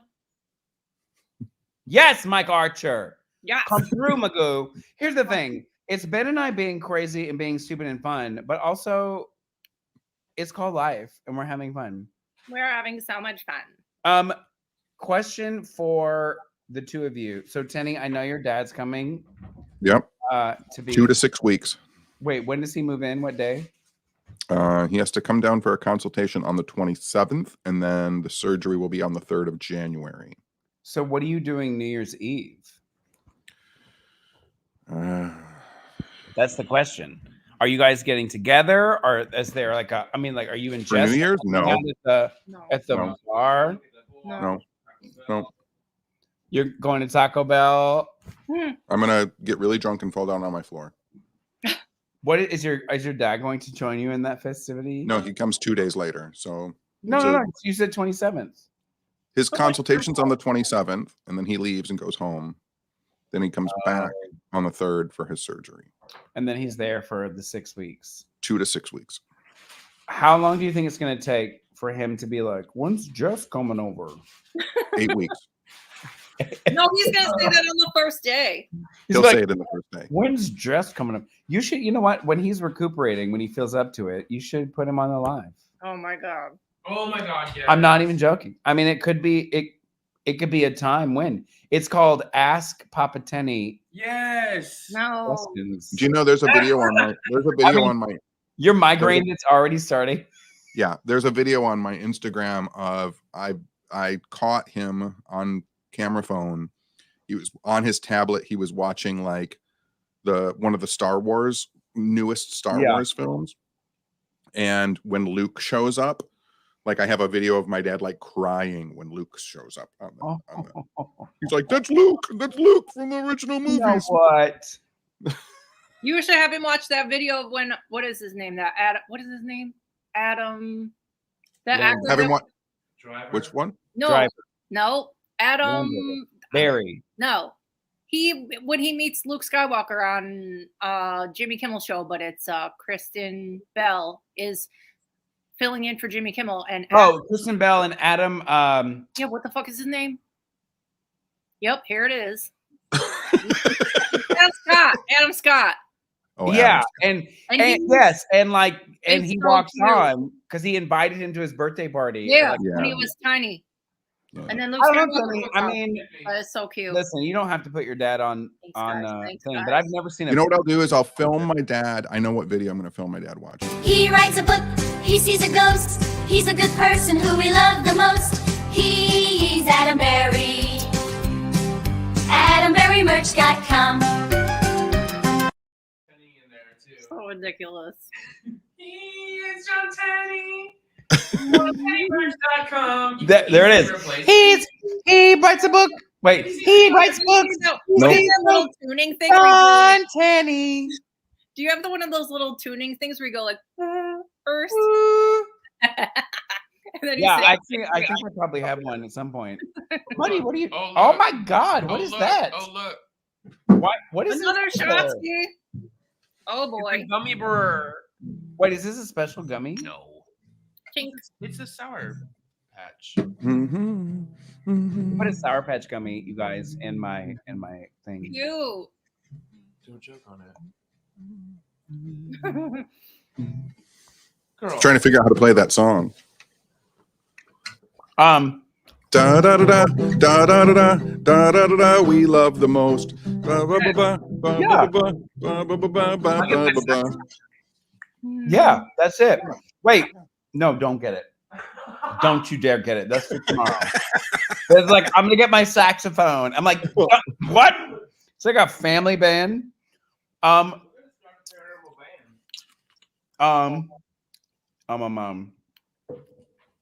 So Tenney, when your dad comes, document it because that's probably the longest he's gonna be in your house for like a Ever? long time. Yeah, right? You think? It's gonna Well, be if you figure, there was just watching a thing about this. You want to be sad? You think I'm about ready. how many times a year you see your relatives, and Yeah. then you figure out how old they are, and then you can figure out like the average amount of times many that you'll times see you're them gonna see before they'll them. die. I know. That's why people don't move away from home because they like I saw my parents this summer. They came to the house, and then I saw them in December of last year. But I've seen them once, like over a 5-day period. How many? I mean, like that means I'm going to see them. We need to fly more. I got to fly more. Where's Toady? Toad. There's Toad. Oh, there he is with his belly. Wait, I'm trying to pick him up and he's giving me like full dead body. Oh, Hey, it's a bag of sand. hang on. You want to He's say a bag of rocks. He writes. He eats toys. He is a dog that makes some noise. He's Toady. ToadyMerch.com. Oh, there he is. Oh, there he is. Look at that He face. looks so sleepy. He like just woke Here. up. Buddy, you want to see Toady? I'm so sleepy. Adam, are you doing the cruise this year? I am. You're coming, right? You're Yeah. so sleepy. Who's Yeah, no, that? spoiler alert. You know who else? Tenney, do the thing where you Oh say no, here we go. Tenney, say his name. Toad loves Toady Monk, Toad, Toad. Toad. Who's He's too that busy dog? looking at the other dog. Doggy? You see Too that? busy dog? looking at the other dog. Who's that? Look, He's locked in. buddy. Buddy's like, I He's can't. so wiggly. Who's that little dog? You seen him. You seen him. You seen Look, Oh my this goodness is gracious! Holly. We've He we've does- devolved into the dog section of the live show. He is a You see small. that little baby? He's an SMOL. Small. Small. You see that little baby? You see that little baby? You see that little baby? Oh, big yawn. Oh, big yawn. Take him. People have paid to see, buddy. Take him. So you're going on the cruise, Strange Escapes, right? Yep. Jess, you better go. It's in September. I'm not coming on a cruise. She's not going on a cruise. Please. You know who's going this year? That's like a new Steve. never Gonzalez is. Oh shit. Yes. That's fun. Yeah, that's gonna be great. How long does Steve have to be in television before people can pronounce his last name? Well, it's Gonzalez. Yeah. Right. But every time I say it, and he laughs every time I do it. But I say his name is Steve Gonzalez. I do the same thing. Yeah. I'm like, hey, Steve Gonzalez. And he's like, yes. I mean, he thinks it's funny. But he doesn't drive, but it's gonna be easy because we leave. I mean, maybe I'm giving away too much information, but like I think you are. Yeah, it's in September. We leave from New Jersey. Come on. No, down. y'all should just stay in New Jersey. Just Strange Escapes, New Jersey. We just stay on the boat. That's it. Listen, and then if you need an during the escape- day we just walk around New Jersey. No, if you need a breakout in New That's Yeah, so you walk out in New Jersey and be like, you get attacked by the Santa Con.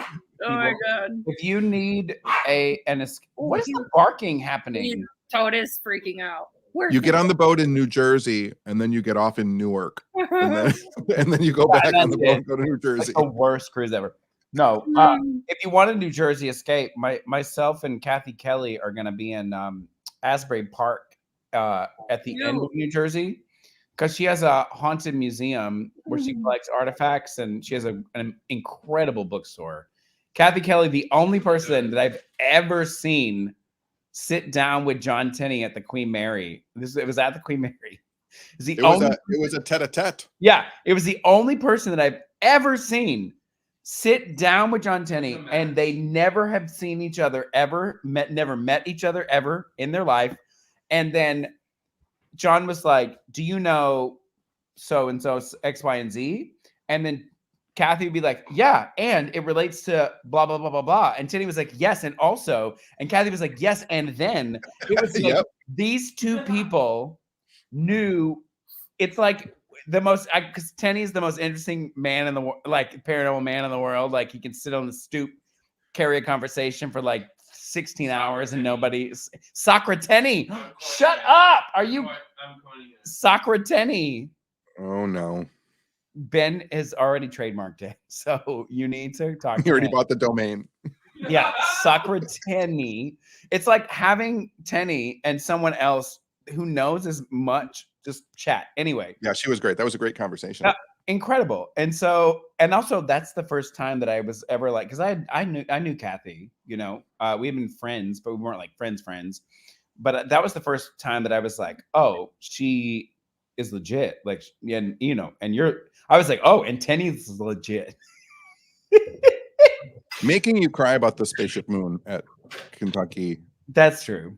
That was the moment. I mean, come on. This moon is spaceship.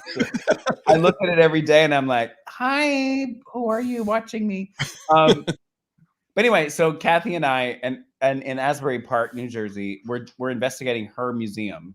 So if anybody wants to hang out with us, you can. It's always fun. Cute.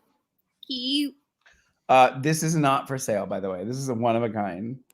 Well, but I saw a bunch of people asking you to make them for next year. It's happening. Twist my arm. Call me Patsy. I'm really holding on to this going to the bathroom because I think I can make the next 8 minutes. Yeah, we only have 8 minutes left in our live stream, and then we're gonna take a little break, and then we'll be on Patreon. You want me to go? I can go. No. You know. Okay. No, when are we doing Patreon? Quick, say that while everybody's here. Well, let's say we'll take a half an hour break, and then we'll go Patreon after show at 9:30. Okay, 9:30. 9:30 Patreon after show. I'll have to go in the Patreon and drop the link, so look for it in there. Listen, I'm not saying I'm joining the after show, but I am a Patreon. I mean, I pay the money. And You're a fan. You're a big fan. I'm a fan. I'm a fan of the pod. I'm a fan. I wish in the Patreon podcast, I'm going to play I'm gonna play all of the edits that I've taken out of episodes where we've said horrible No. things. Well, listen, we were supposed to do a bunch of contests, so now all of our contests and giveaways are going to be in the Patreon because I'm gonna do another contest right now before we leave. Okay, but there's Okay. a lot. We have like Wait, Panda Sarah won. Yeah, Swan won that. Swan won Well, that. Swan, DM me your address if I don't already Yeah. have it. And then look at this. I have another. Look at this.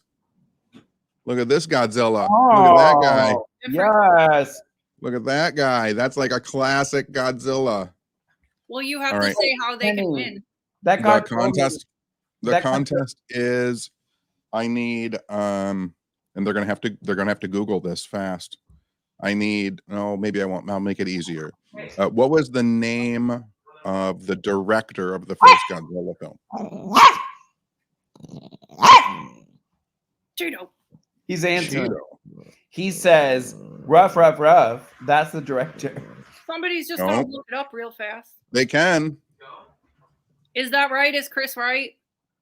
I can't see the answers. Ishiro Honda. Ishiro Honda. Yes, that's the correct answer. Okay, Chris Jiminy wins. Chris got the Godzilla. Why does he like to poop on that rug? I don't know who's it. Chris wins. Chris wins. He got Oh, yeah. Godzilla. Those are my two contests. Okay, that I but had. yo, I have way more prizes to give away in the Patreon after show, so get ready. Tenney, can you send me the link for the Godzilla movie that you just watched that you really It's liked? still in the theaters. It's still in the theaters. I can't send you a link to it. I mean, you probably Go could. go to the fucking movies and have an experience. Okay, you know where I live. You know where I live. There's a movie theater in Provincetown that has 2 screens, and on Christmas Day they are playing the gay movies. We're getting on Christmas Day we're getting The Color Purple musical. Thank you, Jesus. I'm not gonna go. And then like in Wealthy, there's like 6 screens, or like I don't know. There's like 3 movie. They're not playing it. They're not playing it. I would have to drive like an hour and a half. It won't be on streaming for a while because it's still making money. Ugh, I'm mad about it. It's so good, you're gonna cry. That's when I mean, when I listened to your pod and I was like, oh, he got emotional about it. Yeah. Feeling it. Godzilla. Wait, what? I'm confused at why this comment is relevant. I like What? it. This I'm afraid of large bodies of water. Why? Because cruising. Oh, Because when you're on a cruise, sometimes you're in the ocean, and when you that look was like out, a while. By the ago. way- I thought it was just like a random statement. when you look out, like all you see is ocean. Everybody. By the way, do you know what the Godzilla -1 Rotten Tomatoes score is? 100. It is 98%. Yes. That's good. Critic and viewers. Do we take the Rotten Tomato scores literally? Like, do we take it with a grain of salt? Do we take it with Take it with a grain of salt, like anything. Yeah, but we have like 3 minutes left. like, yeah. Oh, we have 3 minutes left. Yeah, let's say bye to Adam and then we'll do it. That's shortest wrap up ever. I love you I all love you. so much. Thank you for like asking me to be here and my stupid ass shenanigans. I don't know what the fuck I contribute, but fine, it's good. One last time, Adam. Yeah, he writes a book, he sees a ghost. He's a good person who we love the most. He's Adam Berry. AdamBerryMerch.com. Yay. Okay. I don't know what this dance move is, but I don't it's either. really Jacking off 2 giant cocks. cows. I'm making butter. Love you guys. Love you. Merry Crisis. Merry Bye. Christmas. Happy New Year. Bye. All right, I'm putting up our tip jar link one more time. If you enjoyed your time on our live show, there's a little tip jar there. Also, the link to join Patreon, because we're going to have a Patreon after show and we're going to give away prizes because we didn't have. I have Olive Garden prizes. I have Old Town Roasting coffee bags. Anything else that Tenney feels like plucking from his room, you never know what's going to happen. We'll I give can't away believe we had so many. so fast. It went by so fast, and we had people stayed the whole time. I know. I'm anxious to see how many pates are in the after show. I'm so happy I didn't have to talk to you for most of it. I know you said yesterday or whenever we did the podcast, you're like, well, maybe we shouldn't do a podcast episode because then we won't have anything to talk about. And I'm like, trust me, it'll be fine. And it was fine. Everything It was fine. You were right. I take the L. Take the L. I love when you take the L. I'll take the L. Mm. Thank you, everybody, for watching Yay. the second annual What's Up Weirdo Christmas Holiday Live Winter Wonder Weird special. Spectacular explosion of joy. Praying mantis explosion. I'm going to take a half an hour now, and I'm going to eat cold Impossible White Castle sliders. I know I do need to have a tiny snack and Blech. probably make another drink. And then I will put the link to the Patreon after show in the Patreon. So click it and we'll see you over there. At 9:30, I guess. 9:30. We'll try not to be late. I will try not to be late. I got to let the dog out and make a drink. Cute. Everybody's so happy. This was a good one. Everyone was so cute and happy and fun. I know, that was so cute. I hope everybody watches. Not that they haven't always been, but I mean, Jesus Christ. I know. Really, really cute.